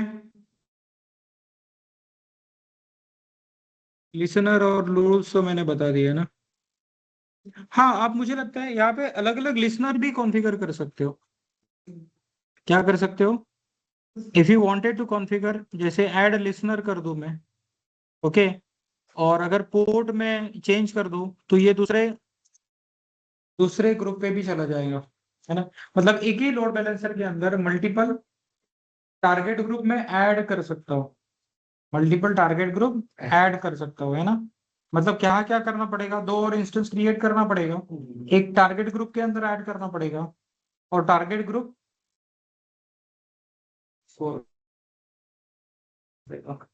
क्या करना पड़ेगा, दूसरा लिसनर। लेकिन ये लिसनर क्या बता रहा है पता है क्या, ये लोड बैलेंसर पे जो ट्रैफिक आ रहा है, पहला ट्रैफिक आ रहा है पोर्ट 80 पे, वो जा रहा है टारगेट ग्रुप 1 पे। दूसरा ट्रैफिक इनकमिंग रिक्वेस्ट अगर पोर्ट 81 पे आता है तो वो उसको कहाँ भेजे, दूसरे टारगेट ग्रुप के पास भेजो, है ना। मतलब एक ही लोड बैलेंसर अलग अलग तरह का रिक्वेस्ट टारगेट ग्रुप के थ्रू क्या कर सकता है, प्रोवाइड कर सकता है ना, जो कि क्लासिक लोड बैलेंसर में नहीं होगा।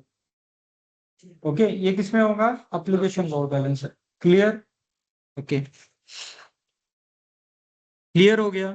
अब यहाँ पे देखिए हमें क्या डिस्कस करना है, तो हो गया आपका लोड बैलेंसर, एक लोड बैलेंसर है, शाबाश, समझ में आया क्या, पक्का। ऑनलाइन स्टूडेंट को कोई डाउट है क्या, नहीं। देखो क्या होता है, कभी कभार ज्यादा डिस्कशन करने में भी थोड़ा सा क्या हो जाता है, लिंक टूट जाता है, इसलिए मैंने पूछा।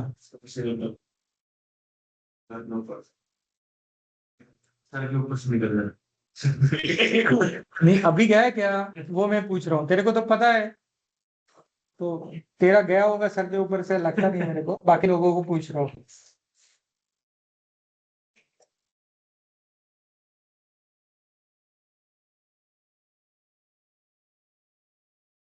अब देखिए मैं दूसरा कॉन्फ़िगर क्या करता हूँ, नेटवर्क लोड बैलेंसर। क्या है, network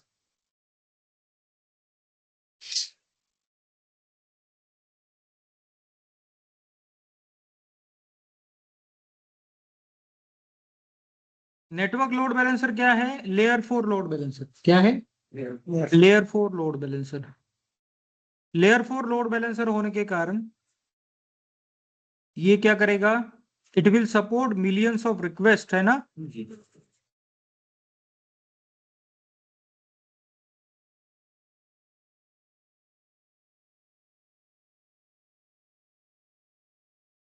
will serve millions of request, इतना ही फर्क है, कॉन्फ़िगरेशन सेम है।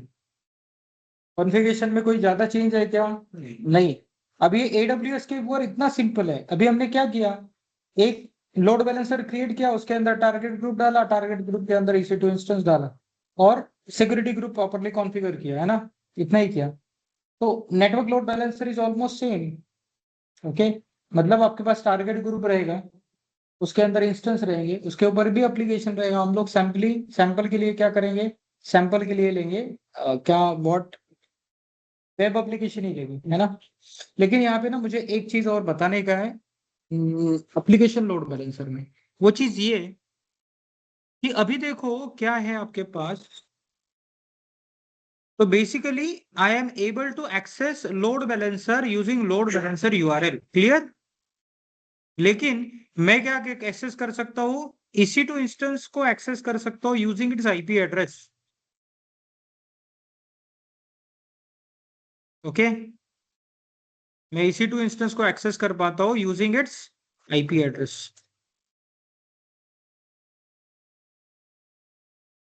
जैसे वेब 1 है ना, तो वेब 1 का IP अगर मैं ओपन करूं तो यहाँ पे देखिए इट विल ओपन, ये एस चला गया,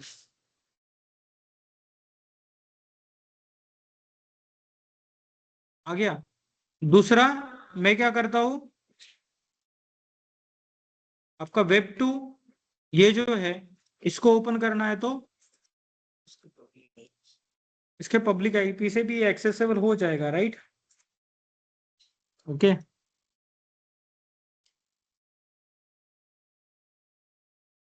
बराबर। लेकिन हम लोग क्या चाहते हैं कि इसका जो सिक्योरिटी ग्रुप है, दोनों इंस्टेंस का सिक्योरिटी ग्रुप एक ही है। कौन सा है सिक्योरिटी ग्रुप, लॉन्च विजार्ड 1। अभी लॉन्च विजार्ड 1 में हमने क्या कॉन्फ़िगर किया है, हमने अलाउ किया है HTTP is allowed through this. तो हम क्या करेंगे, इस इनबाउंड रूल को एडिट करेंगे। ओके, तो मैं इसको रिमूव कर देता हूं और इसको बोलता हूं HGALB के थ्रू एक्सेस हो, ये इसको रिमूव करेंगे और एक नया रोल ऐड करेंगे, नया रोल HTTP, और यहाँ पे बोलेंगे HGALB, है ना। मतलब ये HTTP ट्रैफिक अलाउ करेगा किसके थ्रू, लोड बैलेंसर के सिक्योरिटी ग्रुप के through. Okay, now what will happen, अगर ये है, ये तो एक्सेस हो जाएगा ना, लेकिन ये एक्सेस होगा क्या, पता नहीं। कैश के बारे में फिर से एक बार करते हैं ना, इसको कॉपी करेंगे,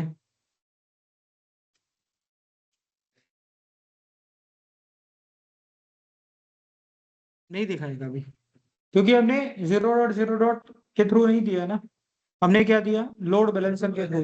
तो लोड बैलेंसर के थ्रू आपका वेब पेज एक्सेस हो जाएगा, EC2 इंस्टेंस के IP एड्रेस के थ्रू एक्सेस होगा क्या, नहीं होगा। क्लियर। अब देखो दूसरा जो है वो आपको नेटवर्क लोड बैलेंसर करना है क्रिएट। अब नेटवर्क लोड बैलेंसर के लिए मैं क्या करता हूं, चलो मैं टारगेट ग्रुप डिलीट कर देता हूँ और एप्लीकेशन लोड बैलेंसर भी डिलीट कर देता हूँ। क्या करूंगा, I will delete target group और I will delete application load balancer. मतलब मेरे पास दो इंस्टेंस बने हुए हैं, है ना, दो इंस्टेंस मेरे पास बने हुए हैं ना। अब देखो ऑनलाइन स्टूडेंट को कोई डाउट है क्या, No, sir. Yes, okay. तो यहाँ पे देखिए लोड बैलेंसर हम लोग डिलीट करेंगे,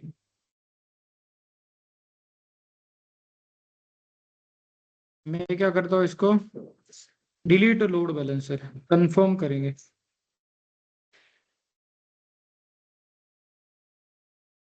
क्या किया,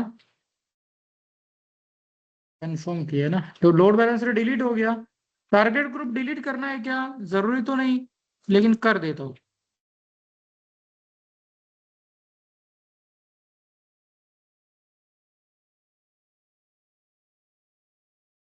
डिलीट है ना, तो टारगेट ग्रुप भी हमारा डिलीट हो गया ना, टारगेट ग्रुप क्या हो गया, हमारा डिलीट हो गया। अब हम क्या करेंगे, लोड बैलेंसर क्रिएट करेंगे। दो EC2 इंस्टेंस हमारे पास है, EC2 इंस्टेंस में अगर आप चले जाओ डैशबोर्ड पे चले जाओ तो क्या है, दो रनिंग इंस्टेंस है। अभी इसका वेब पेज एक्सेस होगा क्या, होगा क्या अक्षय, इसके ऊपर जो वेब पेज कॉन्फ़िगर किया है वो एक्सेस होगा क्या, शाबाश, होगा क्या IP एड्रेस से, नहीं होगा, क्यों नहीं होगा, सिक्योरिटी ग्रुप में क्या किया है, लोड बैलेंसर लोड बैलेंसर के थ्रू, अब लोड बैलेंसर तो डिलीट हो चुका है ना, तो नहीं होगा। अब ये ऐसे ही क्वेश्चन इंटरव्यू में पूछा जाता है, ऐसे हाई फाई क्वेश्चन नहीं पूछा जाता। ओके, अब आप जाओगे तो ऑल्दो यू आर शोइंग कि मेरे पास इतना एक्सपीरियंस उतना एक्सपीरियंस है, लेकिन आप वो इंडस्ट्री आपको फ्रेशर ही कंसिडर करता है ना, उनको भी पता है क्या है क्या नहीं मार्केट है ना, राइट। तो आपको फ्रेशर ही कंसिडर किया जाएगा, बेसिक एक्सपीरियंस आपको है, तो बेसिकली ट्रिकी क्वेश्चन पूछे जाते हैं, तो that you should able to answer. और अगर आपने सच में काम किया है तो आप आंसर दे पाएंगे, नहीं तो आप आंसर नहीं दे पाएंगे, राइट।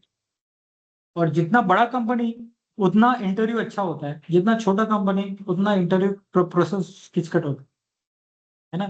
वो बेसिकली क्या चाहते हैं कि कम से कम बजट में बहुत अच्छा एम्प्लॉय हो, और वो इतना अच्छा एम्प्लॉय मिल भी गया तो वो 4 महीने में छोड़ के जाता है है ना। ठीक है जो भी है, लेकिन ऐसा मैंने देखा है। अब देखो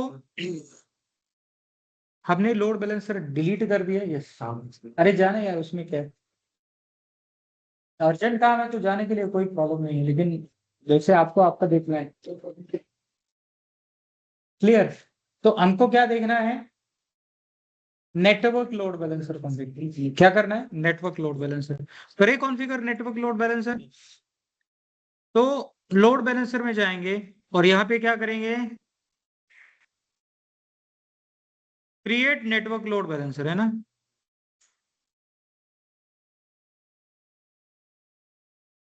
क्या कर दो, LB NLB, हालांकि NLB नाम दिया तो भी चलेगा, मैंने दे दिया। ये क्या है? इंटरनेट फेसिंग, सॉरी इंटरनेट, हाँ इंटरनल फेसिंग, इंटरनेट फेसिंग, बराबर।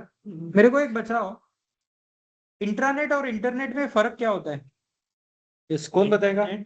Intranet, what is the difference between intranet and internet? Shivaram, अरे बेसिक वर्ड है इंट्रानेट और internet. Internet very much, bro.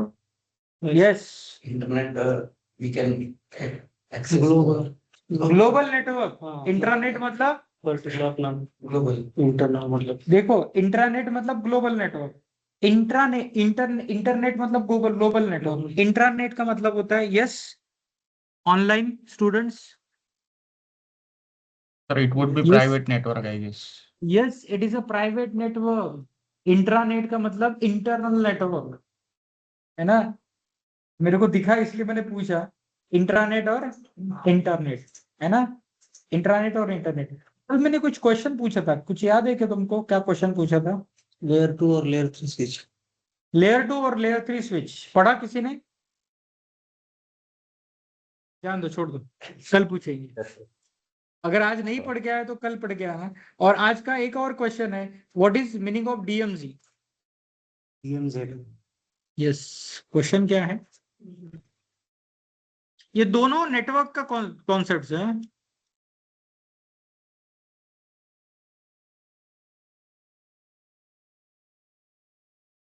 What is DMZ? DMZ का फुल फॉर्म भी बता देता हूँ, डी मिलिटराइज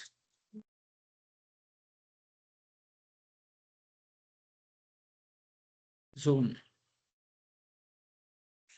क्या है? It is related to the network segment को हम लोग डीएमजी बोलते हैं।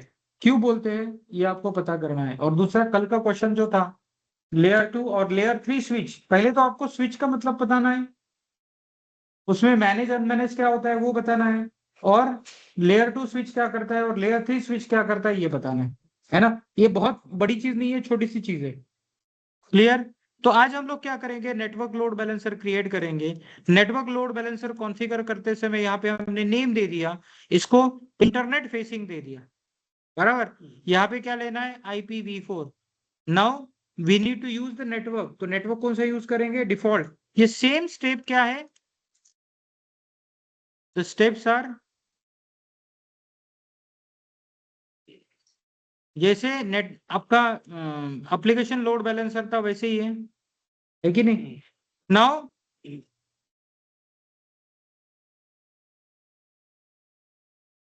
आईपी एड्रेस कौन सा देगा? जो असाइन किया जाएगा वो। अगर मैं खुद का आईपी एड्रेस यूज करना चाहता हूँ, खुद मतलब पहले से अगर मेरे पास है तो यहाँ से यूज कर सकते हैं ना, लेकिन मेरे पास कोई आईपी एड्रेस तो है नहीं, इसलिए AWS चाहिएगा। अब यहाँ पे सिक्योरिटी ग्रुप, तो सिक्योरिटी ग्रुप में क्या करूंगा? ये चलेगा, HGLB नाम से क्या फर्क पड़ता है ना? सिक्योरिटी ग्रुप वो अटैच कर दिया। फिर दिस इज द पोर्ट 80 पे जो ट्रैफिक आ रहा है वो क्या करेंगे? Route to target group. Target group है क्या हमारे पास? नहीं, तो हम लोग क्या करेंगे? टारगेट ग्रुप क्रिएट करेंगे। तो लास्ट का टारगेट ग्रुप अगर मैं रखता तो भी चलता, कोई फर्क पड़ता था क्या? नहीं। तो मैं यहाँ पे करता हूँ टारगेट ग्रुप 1। अब देखो यहाँ पे ना TCP और UDP आ रहा है,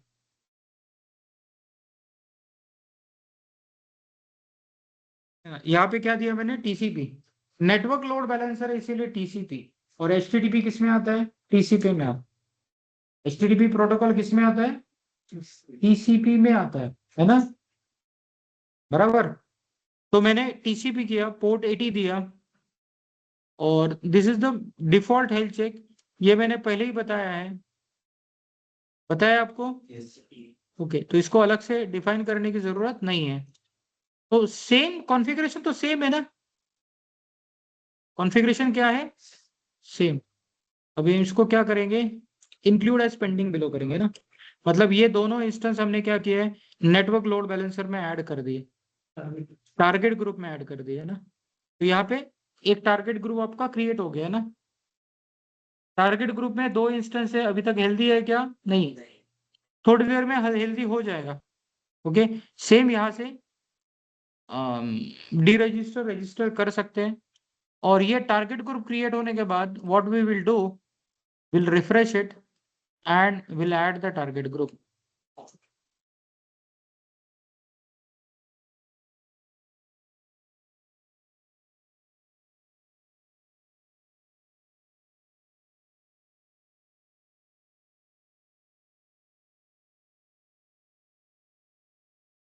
हो गया आपका लोड बैलेंसर कॉन्फ़िगर। जैसा एएलबी का स्टेप्स था वैसा एनएलबी का स्टेप्स है। कोई डिफरेंस है क्या? नहीं। ओके, लेकिन अजूर पे अगर जाएंगे तो बहुत कुछ चेंजेस आता है ना। तो AWS is simpler compare to Azure, लेकिन अजूर का मार्केट शेयर भी अच्छा खासा है। इंडस्ट्री में अजूर यूज किया जाता है क्योंकि अजूर का क्या है ना, Azzur provides a full stack. Full stack course के बारे में मत बोलो, फुल स्टैक का मतलब होता है सभी चीजें वो देता है। अजूर के पास क्या है, अजूर के पास खुद का ऑपरेटिंग सिस्टम है, अजूर के पास खुद का मेलिंग सॉफ्टवेयर है, अजूर के पास डॉट नेट फ्रेमवर्क है, बहुत सारी चीजें हैं। सालों से इंडस्ट्री में है अजूर माइक्रोसॉफ्ट। एडब्ल्यूएस तो क्लाउड कंप्यूटिंग के थ्रू आया है ना, तो यहाँ पे कुछ ना कुछ लिमिटेशन आएगा। और दूसरा क्या चीज है कि प्राइसिंग भी फर्क पड़ेगा। खुद के प्रोडक्ट होने के कारण वो कस्टमाइज करके प्रोडक्ट दे सकता है ना। अजूर के पास, माइक्रोसॉफ्ट के पास खुद का वर्चुअलाइजेशन है ना। तो बहुत सारी चीजें माइक्रोसॉफ्ट अजूर के पास है, इसलिए भी इंडस्ट्री में माइक्रोसॉफ्ट अजूर को यूज किया जाता है। ओके, माइक्रोसॉफ्ट अजूर का डे ऑफ प्रोसेस भी काफी चलता है मार्केट में, है ना। और दूसरा सबसे इंपॉर्टेंट, जहां जहां पे विंडोज एनवायरनमेंट है वहां पे फिर को प्रेफर करते हैं। कहाँ प्रेफर करते हैं? अजूर को। हालांकि एडब्ल्यूएस भी क्रिएट कर रहा है लेकिन बहुत ज्यादा नहीं है एडब्ल्यूएस का। क्लाउड में शुरुआत में आया इसलिए मार्केट शेयर एडब्ल्यूएस का ज्यादा है और पोर्टल अच्छा है। Now what I will say, हो गया क्या create load balancer? It is provisioning. अभी तक क्रिएट हुआ है क्या? नहीं। क्रिएट हुआ है क्या? नहीं। तो होने देते हैं क्रिएट और इसको चेक करते हैं। तो हेल्थ चेक का जो टाइम है वो लेता है ना उसे, हेल्थ हाँ, चेक हेल्थ चेक का बैकएंड के इंस्टेंस चेक करने मिलेगा ना। टाइम। और लोड बैलेंसर को क्रिएट होने में भी थोड़ा समय लगता है। क्लियर, ये हो जाएगा और मैं आपको चेक करके भी बता दूंगा, है ना। नाउ एक और चीज, ये हो जाएगा दोस्त, सेम है ना कॉन्फ़िगरेशन, चेक ही करना है। तो जब हो जाएगा क्रिएट तब हम लोग चेक करेंगे। तीसरा हम लोग देखेंगे ऑटो स्केलिंग।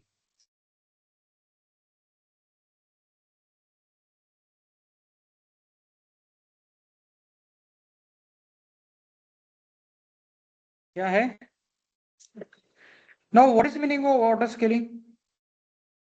स्केलिंग का मतलब होता है इंक्रीज और डिक्रीज द कॉन्फ़िगरेशन, है ना। इंक्रीज और डिक्रीज कॉन्फ़िगरेशन ऑटोमेटिकली।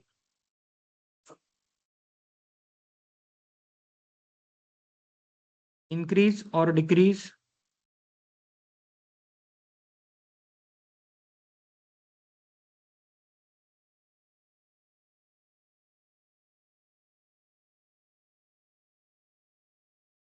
स्केल का मतलब होता है इंक्रीज और डिक्रीज कॉन्फ़िगरेशन, है ना। बेसिकली ये इतना सेंटेंस का मतलब है स्केलिंग। ऑटो मतलब ऑटोमेटिकली, है।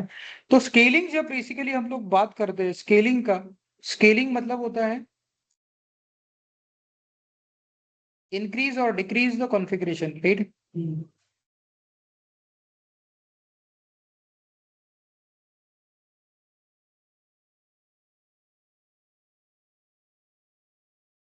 अभी दो तरह के स्केलिंग होते हैं। एक कौन सा स्केल है? Vertical scaling.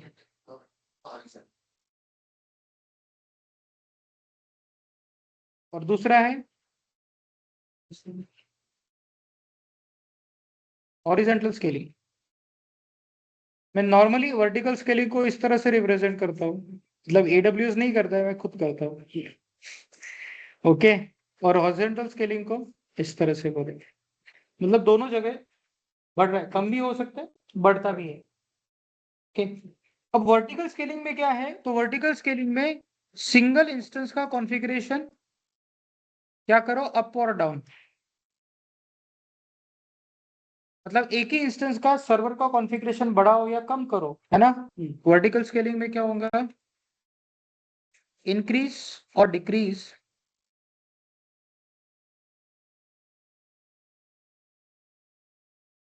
Configuration of single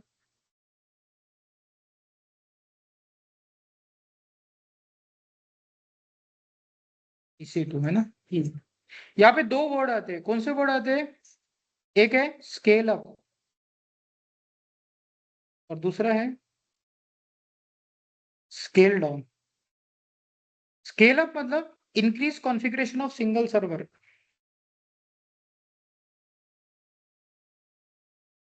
increase configuration of single server, right. और स्केल डाउन का मतलब है डिक्रीज कॉन्फ़िगरेशन ऑफ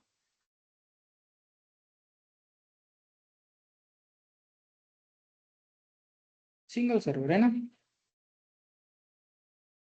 सर्वर मतलब EC2 बराबर, scale up scale down. Horizontal scaling मतलब बेसिकली क्या होता है, increase number of EC2 instance, ये क्या होगा, इंक्रीज और डिक्रीज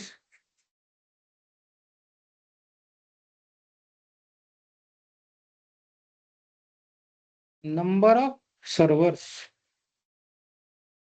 तो यहाँ पे बेसिकली क्या मिलेगा, हाई अवेलेबिलिटी मिलेगा और लोड बैलेंसिंग मिलेगा, क्या मिलेगा, बराबर ना।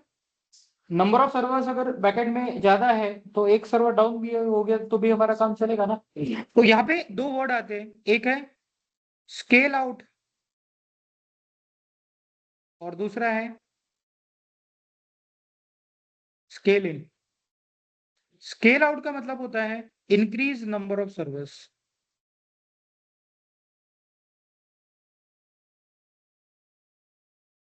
और स्केल इन का मतलब होता है डिक्रीज नंबर ऑफ सर्वर्स।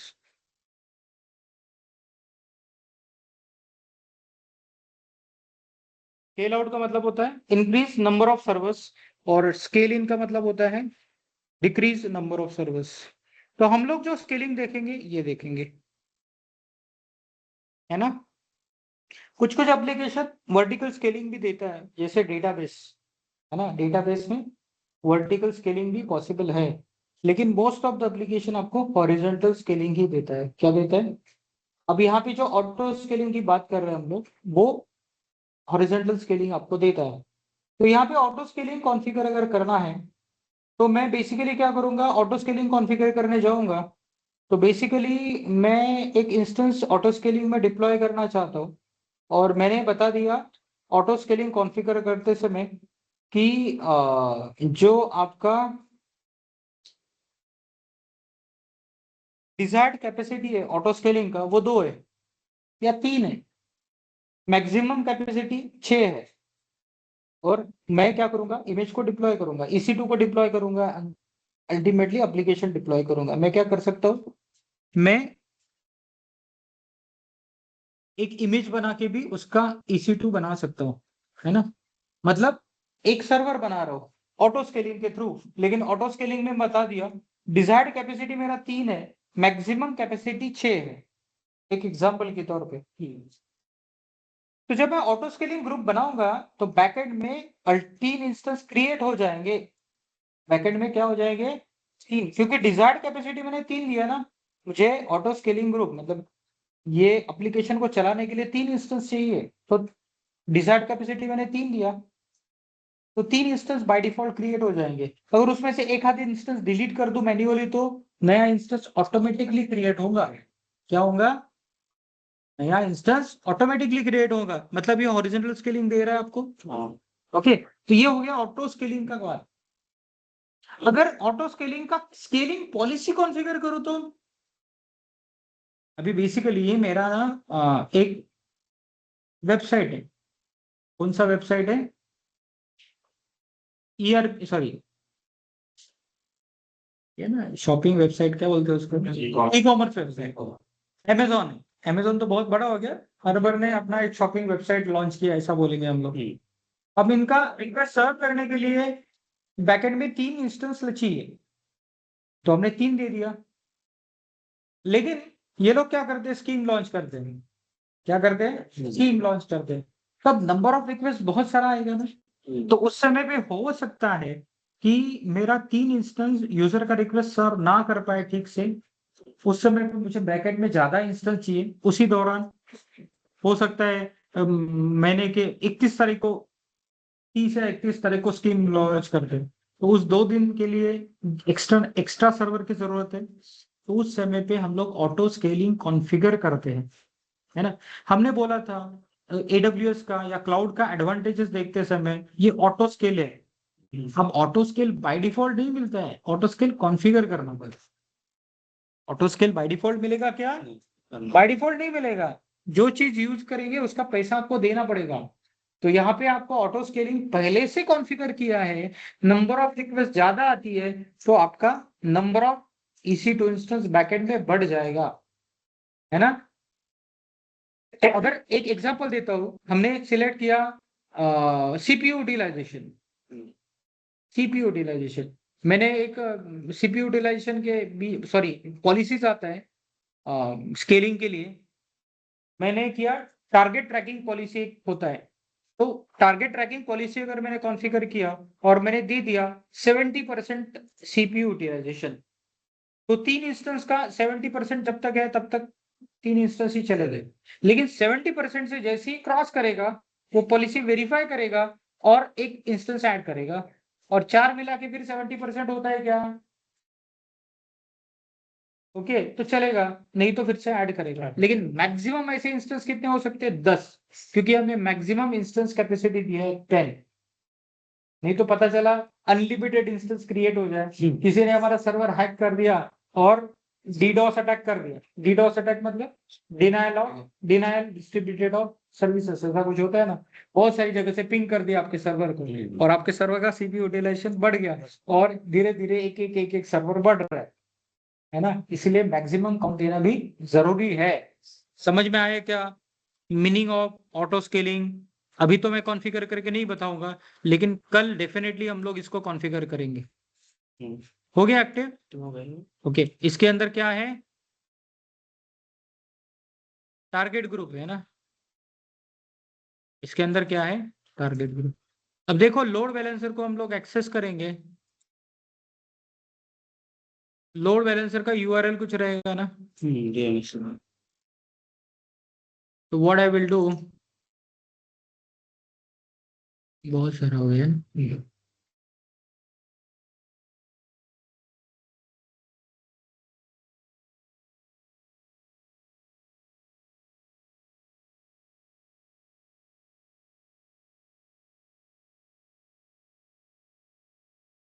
आ गया, है ना।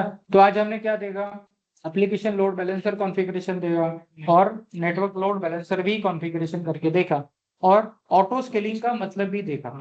ऑटो स्केलिंग मतलब ऑटोमेटिकली कॉन्फ़िगरेशन को पढ़ाओ। अभी क्या किया हमने, टारगेट ग्रुप के अंदर इंस्टेंस ऐड किए। क्या मैं ऑटो स्केलिंग ग्रुप नहीं ऐड कर सकता, यस। मेरा एप्लीकेशन लोड बैलेंसर है मेरा, देखो कैसा रहेगा। ऑनलाइन स्टूडेंट को समझ में आया क्या, yes Srikanth, yes sir, yes sir. Sanket समझ लगा। तो बेसिकली हम लोग क्या करेंगे, यूजर यार,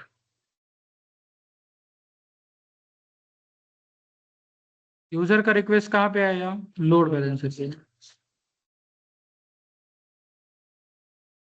लोड बैलेंसर किसके पास जाएगा, टारगेट ग्रुप के पास। दिस इज TG है ना, TG मतलब टारगेट ग्रुप। और टारगेट ग्रुप के EC2 इंस्टेंस मैनेज होंगे किसके थ्रू, ऑटो स्केलिंग ग्रुप के थ्रू।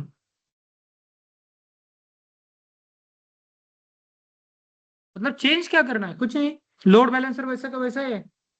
पहले हमने ये टारगेट ग्रुप के पास जाता था, है ना, this is target group. Target group के अंदर ऑटो स्केलिंग ग्रुप ऐड कर दिया, इंस्टेंस ऐड करेंगे क्या? नहीं। और टारगेट ऑटो स्केलिंग ग्रुप क्या करेगा? स्केलिंग पॉलिसी के हिसाब से मैनेज करता रहेगा। ऑटो स्केलिंग ग्रुप में मेंटेन कर दिया कि मिनिमम इंस्टेंस काउंट है 3, मैक्सिमम है 10। ओके, अगर मैं scaling policy percentage CPU utilisation के बेसिस पे देता हूं तो आपके इंस्टेंस बढ़ते रहेंगे, कम होते रहेंगे। मिनिमम से कम नहीं जाएगा, मैक्सिमम से ज्यादा नहीं जाएगा, उसके बीच में खेलता रहेगा, राइट। तो आपको डिसाइड करना पड़ेगा ऑटो स्केलिंग ग्रुप कॉन्फ़िगर करते समय मिनिमम इंस्टेंस कैपेसिटी क्या है, सॉरी डिजायर्ड इंस्टेंस कैपेसिटी क्या है, मिनिमम डिजायर्ड, है ना। वहां पे 3 टर्म होती है, मिनिमम, डिजायर्ड, मैक्सिमम। मैक्सिमम मतलब इतने सर्वर के ऊपर मत जाओ, मिनिमम मतलब इतने सर्वर के काम मत जाओ, और डिजायर्ड मतलब इतने सर्वर मेरे को चाहिए। ये थोड़ा सा कंफ्यूजिंग है, मिनिमम और डिजायर्ड इज कंफ्यूजिंग। मिनिमम और डिजायर्ड ये दो वर्ड कंफ्यूजिंग है।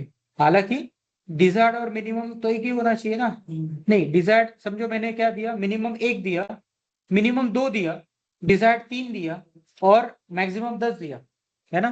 क्या दिया? Minimum should be desired 3, 1 minute है, मैक्सिमम शुड बी 10। तो नॉर्मली 3 ही रहेगा, लेकिन मैंने स्केलिंग पॉलिसी कॉन्फ़िगर किया ना,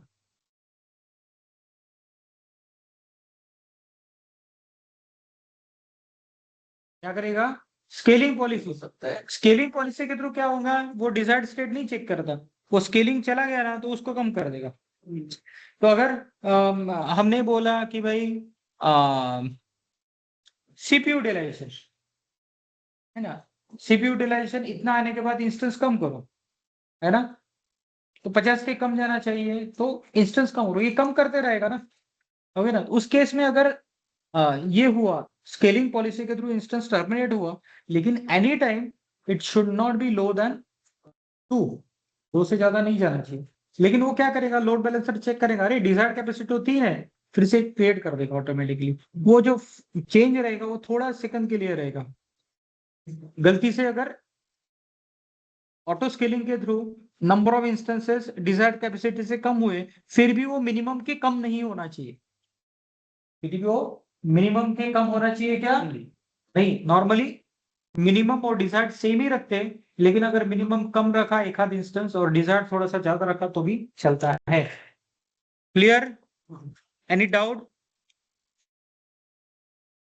सर हेलो। बोलो एक ही ना। डाउट था। डाउट मतलब थोड़ा ये जो अपना हॉरिजॉन्टल सॉरी ऑटो स्केलिंग है, सो सेम प्रिंसिपल वो एचपीए के लिए भी यूज होता होगा ना? हम्म, सेम प्रिंसिपल एचपीए के लिए यूज होता होगा ना? एचपी वो कहाँ एचपीए रहता है? Horizontal pod auto scalar. हाँ, ये तो कुबरनेटिस का हो गया ना। हाँ हाँ, तो सेम ही प्रिंसिपल पे काम करता होगा ना? हाँ, सेम ही प्रिंसिपल रहता है। आता है ओके क्या ओके सर। कुबरनेटिस? हाँ थोड़ा बहुत पता है सर। चलो, अच्छी बात है। ओके, आज के सेशन में कोई doubt? No sir. Horizontal pod auto scaling ये कहाँ होता है? कुबरनेटिस में होता है। तो बेसिकली कुबरनेटिस बैकएंड में क्या मेंटेन करता है? कंटेनर मेंटेन करता है। तो वैसे तो कंटेनर आना चाहिए, लेकिन कुबरनेटिस में स्मॉलेस्ट डिप्लॉयमेंट मॉडल ऑब्जेक्ट जो होता है वो होता है पॉड। हालांकि पॉड के अंदर भी कंटेनर ही होता है ना। ठीक है, उसी तरह का प्रिंसिपल रहेगा। अब उसी पे नहीं, आप जब भी ऑटो स्केलिंग की बात करोगे ना, अजूर अलग नाम देता है, ये अलग देता है, कोई दूसरा टेक्नोलॉजी अलग देता है, लेकिन मीनिंग तो सेम ही रहेगा ना। थोड़ा बहुत इधर यस। उधर हो सकता है कॉन्फ़िगरेशन करते समय। ठीक है, तुषार, यस सर ये। अशरफ, ये दोनों कहाँ चले गए आज, अनुज और ये? चलिए मैं बाय। ऑनलाइन हूँ। हाँ ठीक है, वो कहाँ गया गणेश? Recording stop.